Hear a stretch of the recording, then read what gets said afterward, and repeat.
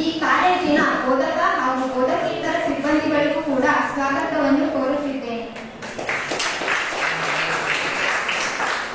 ಹಾಗೂ ಈ ಕಾರ್ಯಕ್ರಮದ ಮುಖ್ಯ ಕೇಂದ್ರ ಬಿಂದುಗಳಾದ ಎಲ್ಲ ಪ್ರಶಿಕ್ಷಣಾರ್ಥಿಗಳಿಗೂ ಕೂಡ ಆದರದ ಸ್ವಾಗತವನ್ನು ಕೋರುತ್ತಿದ್ದೇನೆ.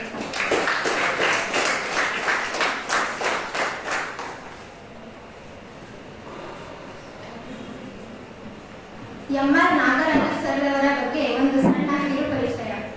ಇರುವಾಗೆ ಮಾಡಿ, ಜಾಸ್ತಿ ಮಾಡಬೇಡಿ. ಪ್ರೊಫೆಸರ್ ಮುದಿಗೆರೆ ರಾಮಯ್ಯ ನಾಗರಾಜರವರು ಬೆಂಗಳೂರಿನ ಸರ್ಕಾರಿ ವಿಜ್ಞಾನ ಕಾಲೇಜಿನಲ್ಲಿ ರಸಾಯನಶಾಸ್ತ್ರದ ಪ್ರಾಧ್ಯಾಪಕರಾಗಿ ಸೇವೆ ಸಲ್ಲಿಸಿ 2008ರ ಮೇ ತಿಂಗಳಲ್ಲಿ ನಿವೃತ್ತರಾದರು. ಕಳೆದ 3.5 ದಶಕಗಳಿಂದ ಶಿಕ್ಷಣ ಕ್ಷೇತ್ರಕ್ಕೆ ಅಪಾರ ಸೇವೆ ಸಲ್ಲಿಸುತ್ತಾ ಬಂದಿದ್ದಾರೆ. ಇವರು ರಸಾಯನಶಾಸ್ತ್ರದಲ್ಲಿ ಸ್ನಾತಕೋತ್ತರ ಪದವಿ ಪಡೆದಿದ್ದಾರೆ. ವಿಜ್ಞಾನ ಪ್ರಚಾರ ಅವರಿಗೆ ಪ್ರಿಯವಾದ ಕೆಲಸವಾದ್ದರಿಂದ ತಮಗೆ ಲಭಿಸಿದ ಪದೋನ್ನತಿಯ ಅವಕಾಶಗಳನ್ನು ಸ್ವೀಕರಿಸದೆ ಕರ್ನಾಟಕದ ಉದ್ದಗಲಕ್ಕೂ ಸಂಚರಿಸಿ ಮಕ್ಕಳಿಗೆ ಮತ್ತು ಶಿಕ್ಷಕರಿಗೆ ವಿವಿಧ ಬಗೆಯ ತರಬೇತಿ ಕಾರ್ಯಕ್ರಮ, ಶಿಬಿರ, ಕಮ್ಮಟಗಳನ್ನು ನಡೆಸಿಕೊಡುತ್ತಿದ್ದಾರೆ. ವಿಜ್ಞಾನ ಪರಿಷತ್ತಿನ ಬಾಲ ವಿಜ್ಞಾನ ಕನ್ನಡ ಮಾಸಪತ್ರಿಕೆಯ ಸಂಪಾದಕ ಮಂಡಳಿಯಲ್ಲಿ 25 ವರ್ಷಗಳ ಕಾಲ ದುಡಿದು ಪ್ರಧಾನ ಸಂಪಾದಕರಾಗಿ ಹಲವಾರು ವರ್ಷ ಮಾರ್ಗದರ್ಶನ ಮಾಡಿದ್ದಾರೆ. ತಿಳಿಮನ, ಅಂತರಿಕ್ಷಣೆ, ವಿಜ್ಞಾನ ಲಹರಿ, ರಾಸಾಯನಿಕ ಕ್ರಿಯೆಯ ಬಗೆ ಬಗೆಯೇ, ತಾಪ ಪ್ರತಾಪ, ನೆನಪಿನ ಶಕ್ತಿ, ಧ್ಯಾನ ಮತ್ತು ಏಕಾಗ್ರತೆ ಮತ್ತಿತರ ಹಲವಾರು ಪುಸ್ತಕಗಳನ್ನು ಇವರು ಪ್ರಕಟಿಸಿದ್ದಾರೆ. ಇವರು ಬರೆದ 100 ಲೇಖನಗಳು ನಮ್ಮ ರಾಜ್ಯದ ವಿವಿಧ ಪತ್ರಿಕೆಗಳಲ್ಲಿ ಪ್ರಕಟವಾಗಿವೆ. ಕನ್ನಡದಲ್ಲಿ ವಿಜ್ಞಾನದ ಹೊಸ ಬರಹಗಾರರಿಗೆ ಮಾರ್ಗದರ್ಶನ ಮಾಡಲು ಅನೇಕ ವಿಜ್ಞಾನ ಬರಹಗಾರರ ಕಮ್ಮಟಗಳನ್ನು ನಡೆಸಿಕೊಟ್ಟಿರುತ್ತಾರೆ. ಆಡಳಿತದಲ್ಲಿ ಕನ್ನಡ ಎಂಬ ತರಬೇತಿ ಯೋಜನೆಯಲ್ಲಿ ಮುಖ್ಯ ಸಂಪನ್ಮೂಲ ವ್ಯಕ್ತಿಯಾಗಿ ಸೇವೆ ಸಲ್ಲಿಸುತ್ತಿದ್ದಾರೆ. ಮಕ್ಕಳು ಕೇಳುವ ಪ್ರಶ್ನೆಗಳಿಗೆ ಉತ್ತರಿಸುವ ಅದಮ್ಯ ಬದ್ಧತೆಯನ್ನು ಹೊಂದಿರುವ ಎಂ.ಆರ್. ರವರು ಈವರೆಗೆ ಸುಮಾರು 15,000 ಪ್ರಶ್ನೆಗಳಿಗೆ ಲಿಖಿತ ಉತ್ತರವನ್ನು ಬರೆದು ಮಕ್ಕಳಿಗೆ ಪ್ರತಿಸ್ಪಂದಿಸಿದ್ದಾರೆ. ಯೋಜನಾ ಸಹಾಯಕ. ನಾನು ಇವತ್ತಿನ ಕಾರ್ಯಕ್ರಮ ಉದ್ದೇಶಿಸಿ ಒಂದೆರಡು ಮಾತನ್ನು ಹೇಳೋದಕ್ಕೆ ಅಪೇಕ್ಷೆ ಪಡ್ತೇನೆ. ಈ ಕಾರ್ಯಕ್ರಮವನ್ನು ಆಯೋಜಿಸಲಿಕ್ಕೆ ಮೊದಲು ಈ ವಿದ್ಯಾ ಶಿಕ್ಷಕರ ಮಹಾವಿದ್ಯಾಲಯದ ಪ್ರಾಂಶುಪಾಲರಾದಂಥ ಮಾನ್ಯ ಡಾಕ್ಟರ್ ಮೀನಾ ಮೇಡಮ್ ಅವರಿಗೂ, ಆಡಳಿತ ಮಂಡಳಿಯವರಿಗೂ ಹಾಗೂ ಅವರ ಶಿಕ್ಷಕ ವೃಂದಕ್ಕೂ, ವಿದ್ಯಾರ್ಥಿನಿಯರಿಗೂ ಕೂಡ ಮೊದಲ ಅನಂತ ವಂದನೆಗಳು ಹೇಳೋಕ್ಕೆ ಇಷ್ಟಪಡ್ತೀನಿ. ಈ ಕಾರ್ಯಕ್ರಮ ಆಮೇಲೆ ಈ ಕಾರ್ಯಕ್ರಮಕ್ಕೆ ಕೇಂದ್ರ ಬಿಂದುವಾದಂಥ ನಮ್ಮ ಗುರುಗಳಾದಂಥ ಪ್ರೊಫೆಸರ್ ಎಂ.ಆರ್. ನಾಗರಾಜ್ ಅವರು ಮತ್ತು ನಮ್ಮ ಸೇತುರಾಯ ಇಬ್ಬರು ಜೊತೆಯಲ್ಲೇ ಕೆಲಸ ಮಾಡಿದರು. ಅವರು ಜೊತೆಯಲ್ಲಿ ಸುಮಾರು 50 ವರ್ಷ ಮಾನ್ಯ ಪ್ರೊಫೆಸರ್ ಎಂ.ಆರ್. ನಾಗರಾಜ್ ಅವರು ಕೆಲಸ ಮಾಡಿದ್ದಾರೆ. ಆವಾಗಿನ ಕಾಲದಲ್ಲಿ ನಾವೇನಾದ್ರು ಕೇಳ್ತಾ ನೀವೇನಾದ್ರು ಪ್ರಶ್ನೆಗಳು ಇದು ಇದ್ರೆ ಏನು ಮಾಡ್ತೀರಿ, ಗೂಗಲ್ ಹೋಗಿ ನೋಡ್ತೀರಿ, ಪಟ್ನ ಚೆಕ್ಕನ್ನು ಹೋಗಿ ಗೂಗಲ್ ನೋಡ್ತೀರಿ ನೀವಲ್ವಾ. ಅವಾಗ ಅವರೇ ನಮ್ಮ ಗೂಗಲ್ ನಡೆದಾಡೋ ಗೂಗಲ್ ಅಂತ ಅವ್ರಿಗೆ ನಾವು ಹೇಳ್ತಾ ಇದ್ವಿ. ಏನು ಕೇಳಿದ್ರು ತಕ್ಷಣ ಹೇಳೋರು A to Z ಎಲ್ಲ ಗೊತ್ತಿರ್ಬೇಕಂತ ಹೇಳ್ತಾರಲ್ಲ. A ಅಂದರೆ ಎಸ್ಟ್ರಾನಮಿ, B ಅಂದರೆ ಬಯಾಲಜಿ, C ಅಂದರೆ ಕೆಮಿಸ್ಟ್ರಿ. ಹೀಗೆ ಮೇಡಮ್ ಕ್ಯೂರಿ ಕೂಡ ತನ್ನ ಮಗಳಿಗೆ A ಅಂದ್ರೆ ಆ್ಯಪಲ್, B ಅಂದ್ರೆ ಬ್ಯಾಟು ಹಿಂಗೆ ಹೇಳಿಲ್ಲ ಅವರು. A ಫಾರ್ ಆಟ, B for boron, C for carbon ಹೀಗೆ ಹೇಳಿ ಅವರು ಏನು ಮಾಡಿದ್ರು, ಪಾಠ ಮಾಡಿದರು.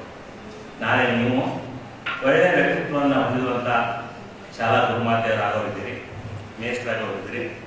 ನೀವು ನಿಮ್ಮ ಭವಿಷ್ಯವನ್ನು ಇವತ್ತಿನಿಂದಲೇ ಒಂದು ಒಳ್ಳೆಯ ಅಡಿಪಾಯ ಹಾಕಿ ನೀವು ಸೃಷ್ಟಿ ಮಾಡ್ಕೋಬೇಕು ಅಂತ ಹೇಳಿ ನಾನು ನಿಮಗೂ ಒಂದು ಆಸೆಯನ್ನು ನಿಮ್ಮ ಮನಸ್ಸಲ್ಲಿ ಬಿಡ್ತೀನಿ. ಇದಾದಮೇಲೆ ಈ ಕಾರ್ಯಕ್ರಮ ನಡೆಸೋದಕ್ಕೆ ನಮಗೆ ತ್ಯಾಗರಾಜ ಕೋಆಪರೇಟಿವ್ ಸೊಸೈಟಿಯವರು ಬಂದಿದ್ದಾರೆ. ಅವರು ಮಾನ್ಯರು ಯಾರು ಬಂದಿಲ್ಲ, ಬರಬೇಕಾಗಿತ್ತು, ಇಂದು ಜಾಯಿನ್ ಆಗ್ಬೋದು. ಅವರು ನಮಗೆ ಹಣಕಾಸಿನ ವ್ಯವಸ್ಥೆಯನ್ನು ಮಾಡಿದ್ದಾರೆ. ಮಾನ್ಯರಿಗೆ, ಅವರ ಮ್ಯಾನೇಜ್ಮೆಂಟ್ಗೆ, ಆಡಳಿತ ಮಂಡಳಿಗೆ ಕೂಡ ನಾನು ಕರಾಕೋದಿಂದ ತುಂಬ ಹೃದಯದ ಅಭಿನಂದನೆ ಸಲ್ಲಿಸ್ತೇನೆ.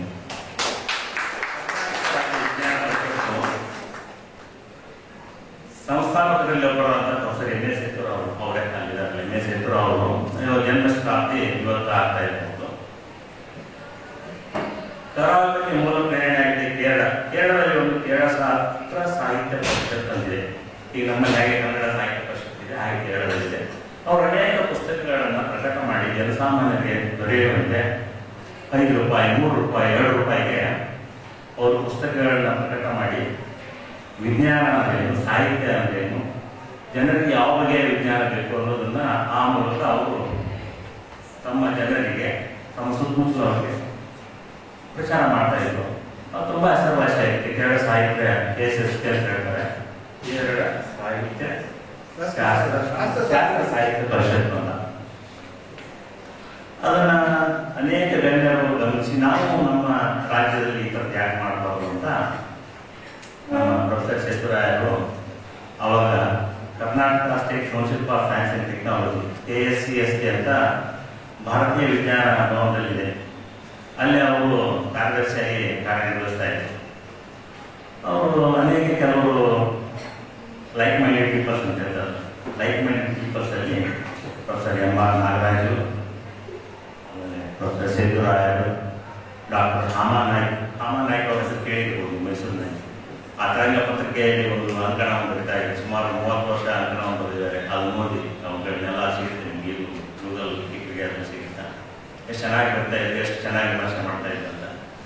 ಅವರು ಮಾನ್ಯ MI ಸವದತ್ತಿ ಅವರು, ಆಮೇಲೆ ಇನ್ಸ್ಟಿಟ್ಯೂಟ್ನ ಪ್ರೊಫೆಸರ್ CNR ರಾವ್ ಅವರು, professor CNR Rao CNR Rao ಅವರ ಸಂಸ್ಥೆಯಿಂದ ಬಂದಿದೆ ಅಂದ್ರೆ ನಿಮಗೆ ಸಿಗುವ ಗೌರವನೇ ಬೇರೆ. ಆತ್ಮೀಯ ಪ್ರಾಚಾರ್ಯರೇ ಮತ್ತು ಈ ಮಹಾವಿದ್ಯಾಲಯದಲ್ಲಿ ಬೋಧನೆ ಮಾಡ್ತಾ ಇರುವಂತಹ ಪ್ರಾಚಾರ್ಯರೇ, ಭಾವಿ ಭಾರತದ ಕನಸನ್ನು ಕಟ್ಟಲು ಮುಂದಾಗಿರುವ ಯುವ ಜನತೆಗೆ ಎಲ್ಲರಿಗೂ ಗೌರವಪೂರ್ವಕ ನಮಸ್ಕಾರ. ನನಗೆ ಯಾರು ಕೇಳಿದ್ರೆ ಯಾಕೆ ತಲೆ ಬಣ್ಣ ಹಾಕೊಳ್ಳಲ್ಲ ಅಂತ ನಾನು ಹೇಳಿದೆ, I don't believe in dying. ಮತ್ತೆ ಯುವಕರ ಉತ್ಸಾಹ ಹೇಗೆ ಬರ್ತಿದೆ ಅಂದ್ರೆ, ಯಾರು ಯುವಕರಿರ್ತಾರೋ ಅವ್ರ ಜೊತೆ ಬೆರೆತರೆ ನನಗೂ ಉತ್ಸಾಹ ಬರುತ್ತೆ. ಆದ್ದರಿಂದ ಮೊತ್ತ ಮೊದಲನೇದಾಗಿ ನನಗೆ ಯೌವನವನ್ನು ತಂದುಕೊಟ್ಟ ಕರ್ನಾಟಕ ರಾಜ್ಯ ವಿಜ್ಞಾನ ಪರಿಷತ್ತು ಮತ್ತೆ ಈ ಕಾರ್ಯಕ್ರಮದಲ್ಲಿ ಭಾಗವಹಿಸಿರುವ ಎಲ್ಲರಿಗೂ ನನ್ನ ಗೌರವಪೂರ್ವಕ ನಮಸ್ಕಾರ. ಅಧ್ಯಾಪಕರು ಅಂದ್ರೆ ನನ್ನ ದೃಷ್ಟಿಯಲ್ಲಿ ಫಾರೆಸ್ಟ್ ನರ್ಸರಿ ಇದ್ದ ಹಾಗೆ. ಅಂದ್ರೆ ಅರಣ್ಯ ಸಸ್ಯೋದ್ಯಾನ ಅಂತ ಮಾಡ್ತಾರಲ್ಲ, ಅದರಲ್ಲಿ ಮಾವಿನ ಗಿಡನೂ ಇರುತ್ತೆ, ಬೇವಿನ ಗಿಡ ಎಲ್ಲವೂ ಇರುತ್ತೆ. ಅದು ಆಮೇಲೆ ಕಾಡಲ್ಲಿ ಹೋಗಿ ಬೇರೆ ಬೇರೆ ಮರ ಆಗುತ್ತೆ. ಹಾಗೆ ಎಲ್ಲ ವೃತ್ತಿಪರರಿಗೂ ನರ್ಸರಿ ಯಾವುದು? ಶಾಲೆ. ಆದ್ದರಿಂದ ಅಧ್ಯಾಪಕರಾದವರು ಕಷ್ಟ ಏನಪ್ಪಾ ಅಂತಂದ್ರೆ, ಲಾಯರ್ ಆಗೋಕ್ಕೂ ಅವ್ರಿಗೆ ಒಂದು ಪ್ರೇರಣೆ ಕೊಡ್ಬೇಕು, ಇಂಜಿನಿಯರ್ ಆಗೋಕ್ಕೂ ಪ್ರೇರಣೆ ಕೊಡ್ಬೇಕು, ಡಾಕ್ಟರ್ ಆಗೋಕ್ಕೂ ಪ್ರೇರಣೆ ಮಾಡಿಕೊಡ್ಬೇಕು, ಎಲ್ಲವನ್ನೂ ಕೊಡ್ಬೇಕು. ಆ ದೃಷ್ಟಿಯಿಂದ ಅಧ್ಯಾಪಕ ವೃತ್ತಿಯನ್ನು ನಾನು ತುಂಬಾ ಗೌರವಿಸ್ತೇನೆ, ಸಂತೋಷ ಪಟ್ಟಿದ್ದೇನೆ. ನಾನು ಕಲ್ಪಿಸ್ಕೊಂಡು ಹೇಳ್ತಾ ಇಲ್ಲ, ಸಂತೋಷ ಪಟ್ಟು ಹೇಳ್ತಾ ಇದ್ದೀನಿ. ಅದನ್ನ ತಾವು ಕೂಡ ಸಂತೋಷ ಪಡಬೇಕು ಅನ್ನುವ ದೃಷ್ಟಿಯಿಂದ. ಎರಡನೇದು, ಈ ಇವತ್ತಿನ ಉಪನ್ಯಾಸ ಪ್ರಾರಂಭ ಮಾಡೋ ಮುಂಚೆ ನಿಮ್ಗೆ ಈ ವಿಷಯ ಹೇಳಕ್ಕೆ ಪ್ರಾರಂಭ ಮಾಡೋದು ನನ್ನ ಕೆಲಸ ಅಂತ ಅನ್ಕೊಂಡಿದ್ದೀನಿ. ಎರಡನೇದೇನು ಅಂದ್ರೆ, ಒಂದ್ಸರಿ ನಾನು ಅಧ್ಯಾಪಕರ ತರಬೇತಿ ಆಯ್ತು, ಅದರಲ್ಲಿ ಹುಡುಗರು ಇತ್ತು. ನಾನು ಹೇಳಿದೆ, ಅಧ್ಯಾಪಕ ಎಷ್ಟು ಪಾತ್ರ ವಹಿಸ್ತಾನೆ ತನ್ನ ವೃತ್ತಿ ಅನುಭವದಲ್ಲಿ ಅಂತ ಕೇಳಿ. ಆಮೇಲೆ ಒಂದು ಕಂಡೀಷನ್ ಹಾಕ್ತೇನೆ, ಏನಂದ್ರೆ ನೀವು ಯಾವ ಬೇಕಾದ್ರೂ ಬರೀರಿ, P ಅನ್ನೋ ಅಕ್ಷರದಿಂದ ಪ್ರಾರಂಭ ಆಗ್ಬೇಕು ಅಂತ. ನೀವು ಬೇರೆ ಬೇರೆ ಪದ ಬರೀಬಾರ್ದು, P ಅನ್ನೋದ್ರಿಂದ ಪ್ರಾರಂಭ ಆಗ್ಬೇಕು ಅಂತ. ಆಮೇಲೆ ಅಧ್ಯಾಪಕರು ವಿದ್ಯಾರ್ಥಿಗಳು ಬರೆದ್ರು. ನನಗೆ ಆಶ್ಚರ್ಯ ಆದ್ದೇನು ಅಂದ್ರೆ, ವಿದ್ಯಾರ್ಥಿಗಳು 18 ಪದ ಬರೆದಿದ್ರು, ಅಧ್ಯಾಪಕರು 15 ಪದ ಬರೆದಿದ್ರು. ಅದರಿಂದ ಏನ್ ಗೊತ್ತಾಗುತ್ತೆ ಅಂತಂದ್ರೆ, ವಿದ್ಯಾರ್ಥಿಗಳ ನಿರೀಕ್ಷೆ ಇದೆಯಲ್ಲ, ಅಧ್ಯಾಪಕರು ಊಹೆ ಮಾಡೋದಕ್ಕಿಂತ ಜಾಸ್ತಿ. ಅದರಿಂದ ಬಹುಪಾತ್ರಾಭಿನಯ ಮಾಡೋದಕ್ಕೆ ಇರುವ ಏಕೈಕ ವೃತ್ತಿ ಅಂದ್ರೆ ಅಧ್ಯಾಪಕರು. ಬೇರೆ ವೃತ್ತಿ, ಈಗ ಒಬ್ಬ ಬ್ಯಾಂಕ್ ಅಲ್ಲಿ ಕ್ಯಾಶಿಯರ್ ಇದ್ದಾರೆ ಇಟ್ಕೊಳ್ಳಿ, ನಗದು ಗುಮಾಸ್ತ, ಅವನು ನಗದ ಗುಮಾಸ್ತನು ಹೋದು. ನೀವು ಹಾಗಲ್ಲ, ಒಂದು ನಿಮಿಷನೂ ಬರದೇ ಇರೋ ಹಾಗಿಲ್ಲ. ಮನೆಯಲ್ಲಿ ಬೇಜಾರಾಗಿದ್ರು, ತಿಂಡಿ ತಿನ್ಕೊಂಡ್ ಬರದೇ ಇದ್ರು, ನಗ್ತಾನೆ ಪಟ. 15 ಒಂದು ನಿರ್ಬಂಧ ಹಾಕಿ, ನಿರ್ಬಂಧ ತೆಗೆದ್ರೆ ಇನ್ನೂ ಜಾಸ್ತಿ ಆಗುತ್ತೆ. ನಿಮ್ಗೆ 15 ಪದ ಇರಕ್ಕೆ ಸಾಧ್ಯ ಅಂತ ಈಗ ಅನ್ಸುತ್ತೆ. ಸುಮ್ಮನೆ ಒಂದು ಮಾದರಿಗೆ ಒಂದಷ್ಟು ಹೇಳ್ತೀನಿ, ಪೇಟ್ರನ್, ಫಿಸಿಷಿಯನ್ ಅಲ್ವಾ, ಆಮೇಲೆ ಪೊಲೀಸ್. ಇಬ್ರು ಹುಡುಗ ಜಗಳಕಾರ ನಾಲ್ಕಲ್ಲ ಕೆಲಸ ಅಂತ ಹೇಳ್ತೀರ ನೀವು, ಜಗಳ ಇತ್ಯರ್ಥ ಮಾಡ್ಬೇಕು. ಇಷ್ಟು ಬಗೆ ಬಗೆಯ ವೃತ್ತಿಯನ್ನ ಒಂದೇ ವೃತ್ತಿಯಲ್ಲಿ ಪೋಣಿಸಿರುವಂತಹ ಕೆಲಸ ಅಧ್ಯಾಪಕ. ವಿಜ್ಞಾನಿ ಅಧ್ಯಾಪಕ ಅನ್ನುವಾಗ ವಿಜ್ಞಾನಿ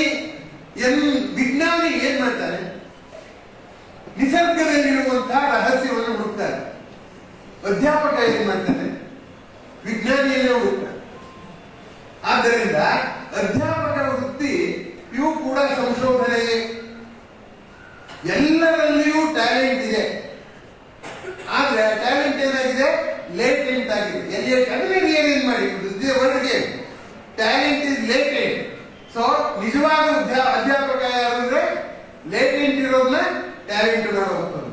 ಅಂದ್ಬಿಟ್ಬಿಟ್ಟು ಟ್ಯಾಲೆಂಟ್ ಸುಮ್ಮನೆ ಕೂಡಿಸ್ಬಿಟ್ರೆ ಏನ್ರಿ ನಿಮ್ ಕ್ಲಾಸಲ್ಲಿ ಹುಡುಗರು ಇಷ್ಟೊಂದು ಗಲಾಟೆ ಮಾಡ್ತಾರೆ, ನೀವು ಸರಿಯಾಗಿ ಪಾಠ ಮಾಡಲ್ಲ ಅಂತ ಹೇಳಿದವ್ರಿಗೆ ನಾನು ಹೇಳಿದೆ, ನಾನು ಮೇಷ್ಟ್ರು ಅವ್ರು ಮಾತಾಡಿದ್ರೆ ಅವ್ರು ಅದು ವ್ಯಕ್ತಪಡಿಸಿದಾಗ ನಾನು ಜೋಕ್ ಹೇಳ್ಬಿಟ್ಟು ನಗ್ಗಡೆ ಆಗಬೇಕಾಗಿತ್ತೇನು.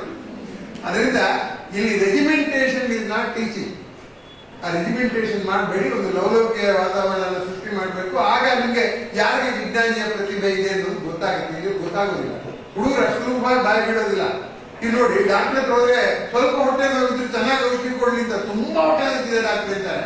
ಆ ಪಾಠ ನಿಮ್ಗೆ ಅರ್ಥವಾಗಿದ್ರೆ ಹುಡುಗರು ಬಂದು ಕೇಳೋದಿಲ್ಲ.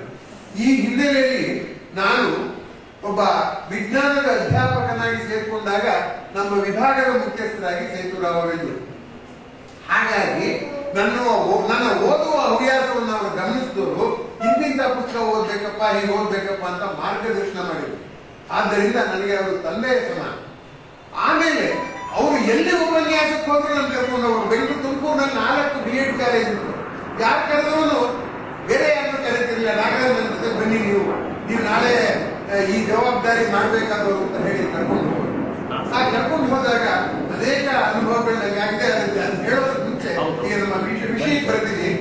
ವಿಜ್ಞಾನಿಗೂ ಅಧ್ಯಾಪಕರಿಗೂ ಇರುವ ಸಂಬಂಧ, ಒಂದು ಸಂಬಂಧ ಹೇಳಿದೆ ನಾನು. ಏನ್ ಸಂಬಂಧ ಅಂತ ಹೇಳಿದ್ರೆ, ಅಧ್ಯಾಪಕ ವಿಜ್ಞಾನಿಯನ್ನ ಗುರುತಿಸೋದು ಅಲ್ವಾ. ಈಗ ಮುಂದಕ್ಕೆ ಆ ಸಂಬಂಧದ ಜಟಿಲತೆಯನ್ನು ಹೇಳ್ತಾ ಹೋಗ್ತೀನಿ. ನೀವು ಏನಾದ್ರು ಅನುಮಾನ ಬಂದ್ರೆ ಪ್ರಶ್ನೆ ಗುರುತಾಕಿ ಕೊನೆಯಲ್ಲಿ ನೀವು ಪ್ರಶ್ನೆ ಕೇಳಬಹುದು, ಅಥವಾ ಮಧ್ಯದಲ್ಲಿ ಕೇಳಿದ್ರು ನನ್ನ ಭಾಷಣ ಏನ್ ನಾನು ಬರೆಯಲ್ಲ. ನೀವು ಮಧ್ಯದಲ್ಲಿ ಕೇಳಕ್ಕೂ ಏನು ಸಂಕೋಚ ಪಟ್ಕೋಬೇಕಾಗಿಲ್ಲ ಅಂತ ಹೇಳ್ತಾ ಈಗ ನಮ್ಮ ವಿಷಯಕ್ಕೆ ನೇರವಾಗಿ ಬರೋಣ. ಮೊದಲನೇ ಸ್ಲೈಡ್. ಈ ಮೊದಲನೆಯ ಚಿತ್ರದಲ್ಲಿರೋ ಆತ ನೀವು ಪಾಠದಲ್ಲಿ ಉಪಯೋಗಿಸುವಂತಹ ವಿಜ್ಞಾನಿನೇ. ಯಾರು? ಹಂಫ್ರಿ ಡೇವಿ ಅಂತ. ಹಂಫ್ರಿ ಡೇವಿ ಏನಪ್ಪ ವಿಶೇಷ ಅಂತಂದ್ರೆ, ಅವನು ಅನೇಕ ಸಂಶೋಧನೆಗಳು ಮಾಡಿದ, ಅನೇಕ ಲೋಹಗಳನ್ನ ಪತ್ತೆ ಹಚ್ಚಿದ. ಸೋಡಿಯಂ ಅಂತ ಹೆಸರು ಕೊಟ್ಟವನೇ ಅವನು. ಸೋಡಾದಿಂದ ಪ್ರೊಡ್ಯೂಸ್ ಮಾಡಿದ ಸೋಡಿಯಂ ಅಂತ. ಪೊಟ್ಯಾಷಿಯಂ ಅಂತ ಹೆಸರು ಕೊಟ್ಟ. ಯಾಕೆ? ಪಾಟಾಶ್, ಆ ಮಡಕೆಯಲ್ಲಿ ಇದ್ದಂತ ಬೂದಿಯಿಂದ ಅದನ್ನು ಪ್ರೊಡ್ಯೂಸ್ ಮಾಡಿದಕ್ಕೆ ಪೊಟ್ಯಾಷಿಯಂ ಅಂತ ಹೆಸರು ಕೊಟ್ಟ. IUM ಅಂತ ಯಾಕೆ ಹೆಸರು ಕೊಟ್ಟ ಅಂದ್ರೆ ಲೋಹಗಳಿಗೆಲ್ಲ IUM ಅಂತ ಕೊಡಬೇಕು ಅಂತ. ಆಮೇಲೆ ಅದನ್ನು ಮುಂದುವರೆಸಲಿಲ್ಲ, ಕೋಬಾಲ್ಟ್ ಹಾಕೊಡ್ಲಿಲ್ಲ. ಏನೇ ಆಗಲಿ ಅನೇಕ ಲೋಹದ ಧಾತುಗಳನ್ನ ಕಂಡು ಹಿಡಿದಂತಹ ಹಂಫ್ರಿ ಡೇವಿ ತುಂಬಾ ಪ್ರಸಿದ್ಧ ವಿಜ್ಞಾನಿ. ಡೇವಿ ಸೇಫ್ಟಿ ಲ್ಯಾಂಪ್ ಅಂತ ಮಾಡ. ಅಂದ್ರೇನು? ಗಣಿಗಾರಿಕೆ ಮಾಡೋ ಕಲ್ಲಿಂದ ಗಣಿಗಾರಿಕೆಯಲ್ಲಿ ಆ ಕಲ್ಲಿಂದ ಧೂಳು ಇದೆಯಲ್ಲ, ಫ್ಯೂಯಲ್ ಇದೆ, ಆಕ್ಸಿಜನ್ ಇದೆ. ಆ ಕಲ್ಲಿಂದ ಧೂಳು ಮಾಡುವಾಗ ಸುತ್ತಲ್ಲಿ ಬಡಿತಾರಲ್ಲ, ಬಿಸಿನೂ ಇರುತ್ತೆ, ಭೂಮಿ ಆಳಕ್ಕೆ ಹೋದ್ರೆ ಬಿಸಿ ಇರುತ್ತಲ್ಲ, 3 ಸೇರ್ಕೊಂಡು ಹುತ್ಕೊಂಡ್ಬಿಡೋದು. ಅನೇಕ ಜನ ಸಾಯ್ತಿದ್ರು. ಅದಕ್ಕೊಂದು ಸೇಫ್ಟಿ ಲ್ಯಾಂಪ್ ಅಂತ ಮಾಡಿದ ಅವನು. ಏನೂ ಇಲ್ಲ, ಇರೋ ಲ್ಯಾಂಪ್ಗೆ ಸುತ್ತ ಒಂದು ತಂತಿಯ ಇದು ವೈರ್ ಗ್ಯಾಸ್ ಅಂತಾರಲ್ಲ, ತಂತಿಯ ಜಾಲದ ಸುತ್ತದ ಅಷ್ಟೇ. ಅದನ್ನ ಹಿಡ್ಕೊಂಡು ಹೋದ್ರೆ ಅದು ಈಚೆ ಕಡೆ ಏನಾದ್ರು ಬೆಳಕು ಕಾಣಿಸ್ಕೊಂಡ್ರೆ ಇನ್ನೇನ್ ಸಿಡಿಯುತ್ತೆ ಅಂತ ತಪ್ಪಿಸ್ಕೊಂಡ್ಬರೋರು. ಅನೇಕ ಜನರ ಜೀವ ಉಳಿಸಿದ ಅವನು. ಅದರಿಂದ ರಸಾಯನ ಶಾಸ್ತ್ರ ಕ್ಷೇತ್ರದಲ್ಲಿ ಶುದ್ಧ ವಿಜ್ಞಾನವಾಗುವುದರ ಜೊತೆಗೆ ಆನ್ವಯಿಕ ವಿಜ್ಞಾನದ ಸಂಶೋಧನೆಗಳನ್ನು ಅವನು ಮಾಡಿದ. ಅಂಥ ವಿಜ್ಞಾನಿನ ಒಬ್ಬರು ಪ್ರಶ್ನೆ ಕೇಳಿದ್ರು, ನಿನ್ನ ಅತ್ಯುತ್ತಮ ಸಂಶೋಧನೆ ಯಾವುದು? It is your best Discovery. ಅವನು ಉತ್ತರ ಹೇಳೋದು ಕಷ್ಟ, ಯಾಕಂದ್ರೆ ಅಷ್ಟೊಂದು ಸಂಶೋಧನೆಗಳು ಮಾಡಿದ್ದಾನೆ ಅಲ್ವಾ. ಹೇಳು, ಒಂದೆರಡನೇ ಹೇಳ್ಬೋದು. ಅವನು ಹೇಳ್ದ, ನಿನ್ ಮಕ್ಕಳ ಪೈಕಿ ಯಾರು ಇಷ್ಟ ಅಂದ್ರೆ ಯಾರು ಹೇಳೋದು? ಎಲ್ಲರೂ ನಂಗೆ ಇಷ್ಟವೇ. ಆದ್ರೆ ನೀವು ಕೇಳಿರೋ ಪ್ರಶ್ನೆಗೆ ಉತ್ತರ ಹೇಳ್ತೀನಿ. My best Discovery is Michael Faraday. ಅಂದ್ರೆ ಮೈಕೆಲ್ ಫ್ಯಾರಡೆ ಅವನು ಇನ್ನೊಬ್ಬ ವಿಜ್ಞಾನಿ. ಅವನ ಬಗ್ಗೆನೂ ನೀವು ಪಾಠ ಮಾಡ್ತೀರ ವಿಜ್ಞಾನದ ಅಧ್ಯಾಪಕರು. ಮೈಕೆಲ್ ಫ್ಯಾರಡೆ ಕಂಡುಹಿಡಿದ್ನಲ್ಲ, ಅದು ದೊಡ್ಡ ವಿಜ್ಞಾನ ಅಂತ ಹೇಳ. ಅಂದ್ರೇನಾಗುತ್ತೆ, ಮಾನವ ಸಂಪನ್ಮೂಲದಲ್ಲಿ ಯಾರಿಗೆ ನಿಸರ್ಗದ ಅರಿವಿನ ಕುತೂಹಲ ಇದೆ ಅಂತ ನಾನು ಕಂಡುಹಿಡಿದೆ ಅಂತ ಹೇಳ. ಹಾಗಾದ್ರೆ ಹಂಫ್ರಿ ಡೇವಿ ವೇಸ್ಟ್ ಆಗಿದ್ದ? ಇಲ್ಲ. ಹಂಫ್ರಿ ಡೇವಿ ಏನ್ ಮಾಡ್ತಿದ್ದ? ಭಾಷಣ ಮಾಡ್ತಿದ್ದ ಎಲ್ಲಾ ಕಡೆ, ವಿಜ್ಞಾನದ ಭಾಷಣ. ಆಗ ಜನ ಎಲ್ಲ ಬಂದು ಸೇರೋರು. ಈ ಮೈಕೆಲ್ ಫ್ಯಾರಡೆ ನೋಡಿ ಏನ್ ಮಾಡ್ದ? ಮೈಕೆಲ್ ಫ್ಯಾರಡೆ ಹಾಕಪ್ಪ, ಅವನು ಏನ್ ಮಾಡ್ದ? ಮೈಕೆಲ್ ಫ್ಯಾರಡೆ ಅಂದ್ರೆ ಆ ಭಾಷಣಕ್ಕೆ ಹೋಗ್ಬೇಕು ಅಂತ ಇವ್ರಿಗೆ ಆಸೆ. ಇವ್ರು ಪುಸ್ತಕದಲ್ಲಿ ಕೆಲಸ ಮಾಡ್ತಿದ್ದ ಒಬ್ಬ ಕಮ್ಮಾರನ ಮಗ. ಅವನಿಗೆ 9 ಜನ ಮಕ್ಕಳು, ಬಡತನ. ಆ ಪುಸ್ತಕದಲ್ಲಿ ಬುಕ್ ಬೈಂಡಿಂಗ್ ಮಾಡ್ತಿದ್ದ. ಈ ಮೈಕಲ್ ಫ್ಯಾರಡೆ ಒಂದು ಚಟ ಇತ್ತು, ಪುಸ್ತಕದಲ್ಲೆಲ್ಲ ತಗೊಂಡು ಓದು. ಹಾಗಾಗಿ ಇವನು ಏನ್ ಮಾಡ್ದ, ನಾನು ಹಂಫ್ರಿ ಡೇವಿ ಲೆಕ್ಚರ್ನ ಓದಿದ್ದೀನಿ, ಆ ಲೆಕ್ಚರ್ ಹೋಗ್ಬೇಕು ಅಂತ ನನಗೆ ಇಷ್ಟ ಅಂತ ಅಂಗಡಿಯೋಗಿ ಹೇಳ್ದ. ಬಹುಶಃ ಅಂಗಡಿಯೋಗಿ ಏನಾದ್ರು ಇವನು ಅಂಗಡಿ ಕೈ ಕೊಡ್ತಾನೆ ಅಂತ ಗೊತ್ತಿದ್ರೆ ಅವ್ನು ಖಂಡಿತ ಪಾಸ್ ಕೊಡ್ತಿರ್ಲಿಲ್ಲ. ಅವನಿಗೇನು ವಿಜ್ಞಾನದಲ್ಲಿ ಆಸಕ್ತಿ ಇರಲಿಲ್ಲ, ಪಾಸ್ ಕೊಟ್ಟಿದ್ರು. ನನ್ನ ಪಾಸಿಗೆ ತಗೊಂಡು ಹೋಗು ಅಂತ ಕೊಟ್ಟಾರ. ಯಾರಿಗೆ? ಮೈಕಲ್ ಫ್ಯಾರಡೆಗೆ. ಮೈಕಲ್ ಫ್ಯಾರಡೆ ಏನ್ ಮಾಡ್ದ, ಲೆಕ್ಚರ್ ಹೋಗ್ಬಿಟ್ಟು ಎಲ್ಲ ಬರ್ಕೊಂಡ, ಏನೇನು ಉಪನ್ಯಾಸ ಮಾಡಿದಾನೆ ಅಂದ್ಬಿಟ್ಟು ಅದ್ರ ಸಾರಾಂಶನ ಮೈಕಲ್ ಫ್ಯಾರಡೆಗೆ ಇವನ್ಗೆ ತಗೊಂಡು ಹೋಗ್ತೋರಿಸ್ದ, ಹಂಫ್ರಿ ಡೇವಿಗೆ. ನೋಡ್ತಾನೆ, ಒಂದೇ ಒಂದು ವಿಷಯ ಕೂಡ ಬಿಟ್ಟಿಲ್ಲ, ನೀಟಾಗಿ ಅವ್ನು ನೋಟ್ಸ್ ಮಾಡಿದ್ದಾನೆ. ಅಷ್ಟು ಚೆನ್ನಾಗಿ ನೋಟ್ಸ್ ಮಾಡಿದ್ ನೋಡಿ ಮೈಕಲ್ ಫ್ಯಾರಡೆಗೆ ತುಂಬಾ ಖುಷಿ ಆಗುತ್ತೆ. ಅದೇ ಹಂಫ್ರಿ ಡೇವಿಗೆ ಖುಷಿ ಆಗುತ್ತೆ. ತುಂಬಾ ಚೆನ್ನಾಗಿ ಮಾಡಿದ್ಯಪ್ಪ, ನಾನು ನಿನ್ಗೆ ಏನ್ ಸಹಾಯ ಮಾಡ್ಬೋದು ಅಂತ. ನನಗೊಂದು ಕೆಲಸ ಕೊಡ್ಸಿ, ನಾನು ಪುಸ್ತಕದಲ್ಲಿ ಏನ್ ಕೆಲಸ ಮಾಡ್ತಿದ್ದಿಲ್ಲ. ಏನ್ ಓದಿದ್ಯಾ? ಇವಾಗಿನ 4th ಸ್ಟ್ಯಾಂಡರ್ಡ್ 5th ಅಷ್ಟೇ ಅವ್ನು ಓದಕ್ ಬರ್ತಿದ್ವಿ, ಇವಾಗ ನೀವು ಲಿಟ್ರೇಟ್ ಅಷ್ಟೇ. ಹಾಗಂದ. ಆಗ ನಾನು ಏನ್ ಕೆಲಸ ಕೊಡಿಸ್ಲಪ್ಪ ಅಂದ್ರೆ, ರಾಯಲ್ ಸೊಸೈಟಿ ಒಂದು ಅಟೆಂಡರ್ ಕೆಲಸ ಕೊಡಿಸ್ತೀನಿ. ರಾಯಲ್ ಸೊಸೈಟಿ ಅಟೆಂಡರ್ ಕೆಲಸ ಕೊಡಿಸಿದ್ದ ಯಾರು? ಹಂಫ್ರಿ ಡೇವಿ. ಅವನು ಹೇಳಿದ ಕೊನೆಗೆ. ಆಮೇಲೆ ಇವನೇನ್ ಮಾಡಿದ, ಅಲ್ಲಿ ಹೋಗಿ ಲೈಬ್ರರಿ, ನಂಗೆ ಆಮೇಲೆ ಅವ್ರಿಗೆ ಕೆಲಸ ಕೊಡೋಕೆ ಇಷ್ಟ ಇರಲಿಲ್ಲ. ಅವ್ರೇನ್ ಮಾಡಿದ್ರು, ಅತ್ಯಂತ ಕಮ್ಮಿ ಸಂಬಳ ಕೊಡ್ತೀವಪ್ಪ, ನೀನು ಈ ಸಂಬಳ ತಗೋತೀಯ ಪುಸ್ತಕದಲ್ಲಿ, ಅದಕ್ಕಿಂತ ಕಮ್ಮಿ ಕೊಡ್ತೀವಿ ಇಲ್ಲ. ಹಾಗಂದ್ರೆ ಬಿಟ್ಟು ಹೋಗ್ಲಿಲ್ಲ. ಹೋಗುವಂತಾದ್ರೆ ಹೊಗೆ ಹಾಕಿರುವಂತ ಕನ್ನಡದಲ್ಲಿ ಗಾದೆ ಇದೆ. ಹಂಗೆ ಮಾಡಿದ್ರು. ಅವ್ನು ಹೋಗಲೇ ಇಲ್ಲ. ಅವ್ನು ಏನ್ ಮಾಡಿದಾಗುತ್ತೇನೋ, ಅಷ್ಟೇ ಸಂಬಳಕ್ಕೆ ಬರ್ತೀನಿ, ಆದ್ರೆ ನಂಗೂ ಒಂದು ಕಂಡೀಷನ್ ಇದೆ, ಅಷ್ಟು ಸಂಬಳದಲ್ಲಿ ನಾವು ಬದುಕಕ್ಕಾಗಲ್ಲ, ರಾತ್ರಿ ಮಲಿಕೊಳಕ್ ನಿಮ್ ಲೈಬ್ರರಿ ರೂಮ್ ಕೊಡಿ ಅಂತ ಹೇಳ. ಆಯ್ತು ಅಂತ ಕೊಟ್ರು. ಸೊ ಇವನೇನ್ ಮಾಡ್ದ, ರಾತ್ರಿ ತನ್ನ ಮಲಿಕೋತಿದ್ನಲ್ಲ, ಪುಸ್ತಕಗಳನ್ನೆಲ್ಲ ಓದಕ್ ಶುರು ಮಾಡ್ದ. ಸಂಶೋಧನೆ ಮಾಡಕ್ ಶುರು ಮಾಡ್ದ. ಅವನು ಸಂಶೋಧನೆ ಪ್ರಕಟ ಮಾಡಕ್ ಶುರು ಮಾಡ್ದ. ಹೀಗಾಗಿ ಕ್ರಮೇಣ ಅವನು ವಿಜ್ಞಾನಿ ಅನ್ನಿಸ್ಕೊಳ್ಳೋ ಮಟ್ಟಕ್ಕೆ ಸಂಶೋಧನೆ ಮಾಡ್ದ. ಆಮೇಲೆ ಏನಾಯ್ತು, ಅವನಿಗೆ ಅಂತಾರಾಷ್ಟ್ರೀಯ ಖ್ಯಾತಿ ಸಿಕ್ಬಿಟ್ಟು ಕೊನೆಗೆ ಯಾವ ರಾಯಲ್ ಸೊಸೈಟಿ ಅಟೆಂಡರ್ ಆಗಿ ಸೇರ್ಕೊಂಡಿದ್ನೋ ಅಲ್ಲಿಗೆ ಅಧ್ಯಕ್ಷನಾದ. ಇದುವರೆಗೂ ಯಾರು ಅಂತ ದಾಖಲೆ ಇದೆ. ಯಾವ್ದಾದ್ರು ಒಂದು ಕಂಪ್ನಿ ಹೋಗ್ಬಿಟ್ಟು ಅಟೆಂಡರ್ ಆಗಿ ಸೇರ್ಕೊಂಡು ಅದ್ರ ಅಧ್ಯಕ್ಷನಾಗಿದ್ಯಾ? ವಿಜ್ಞಾನ ಕ್ಷೇತ್ರದಲ್ಲಿ ಇದೆ. ಹಾಗೆಂದು ಆ ಕೆಲಸ ಕೊಡ್ತಿದ್ನಲ್ಲ ಯಾರು, ಹಂಫ್ರಿ ಡೇವಿ, ಅವನ್ ಬಾಯಿ ಹೇಳಿದ್ದ ಏನಂತ ಅಂದ್ರೆ, my best Discovery is Michael Faraday. ಹಾಗಾಗಿ ಅಲ್ಲೇ ಇರುವಂತಹ ಹಂಫ್ರಿ ಡೇವಿಗೆ ಒಬ್ಬ ವಿಜ್ಞಾನಿ ಗುರುತಿಡಿಯುವಂತಹ ಮೇಷ್ಟ್ರ ಕೆಲಸ ಮಾಡಿದಾನಲ್ಲ, ಅದು ಹೆಮ್ಮೆಯ ಸಂಗತಿಯ ಹೊರತು ವಿಜ್ಞಾನದ ಸಂಶೋಧನೆ ಅಲ್ಲ ಅನ್ನುವಂತ ಸಂಗತಿ. ಇದನ್ನ ನಾನು ನಿಮ್ಗೆ ಹೇಳೋದಕ್ಕೆ ಪ್ರಯತ್ನ ಪಟ್ಟಿದ್ದೆ. ಒಂದೇ ಒಂದು ಉದಾಹರಣೆ ಹೇಳಿ ಮುಂದಿನ ಉದಾಹರಣೆ ಹೋಗೋಣ. ಒಂದ್ ದಿವಸ ಏನ್ ಮಾಡ್ದ ಹಂಫ್ರಿ ಡೇವಿ, ಪ್ರಿಪರೇಷನ್ ಆಫ್ ಕ್ಲೋರಿನ್ ತಯಾರಿಕೆ ನಿಮ್ಗೆಲ್ಲ ಗೊತ್ತಲ್ಲ, ಅದಕ್ಕೆ ಮಾಡಿ ತೋರಿಸ್ತಾ ಇದ್ದೆ. ಏನ್ ಮಾಡ್ಬೇಕು, ಅದಕ್ಕೆ ಮ್ಯಾಂಗನೀಸ್ ಡೈಆಕ್ಸೈಡ್ ತಗೋಬೇಕು, ಹೈಡ್ರೋಕ್ಲೋರಿಕ್ ಆಸಿಡ್ ಹಾಕ್ಬೇಕು, ಆಮೇಲೆ ಕ್ಲೋರಿನ್ ಬರುತ್ತೆ, ಸಂಗ್ರಹ ಮಾಡ್ಬೇಕು ಎಲ್ಲ.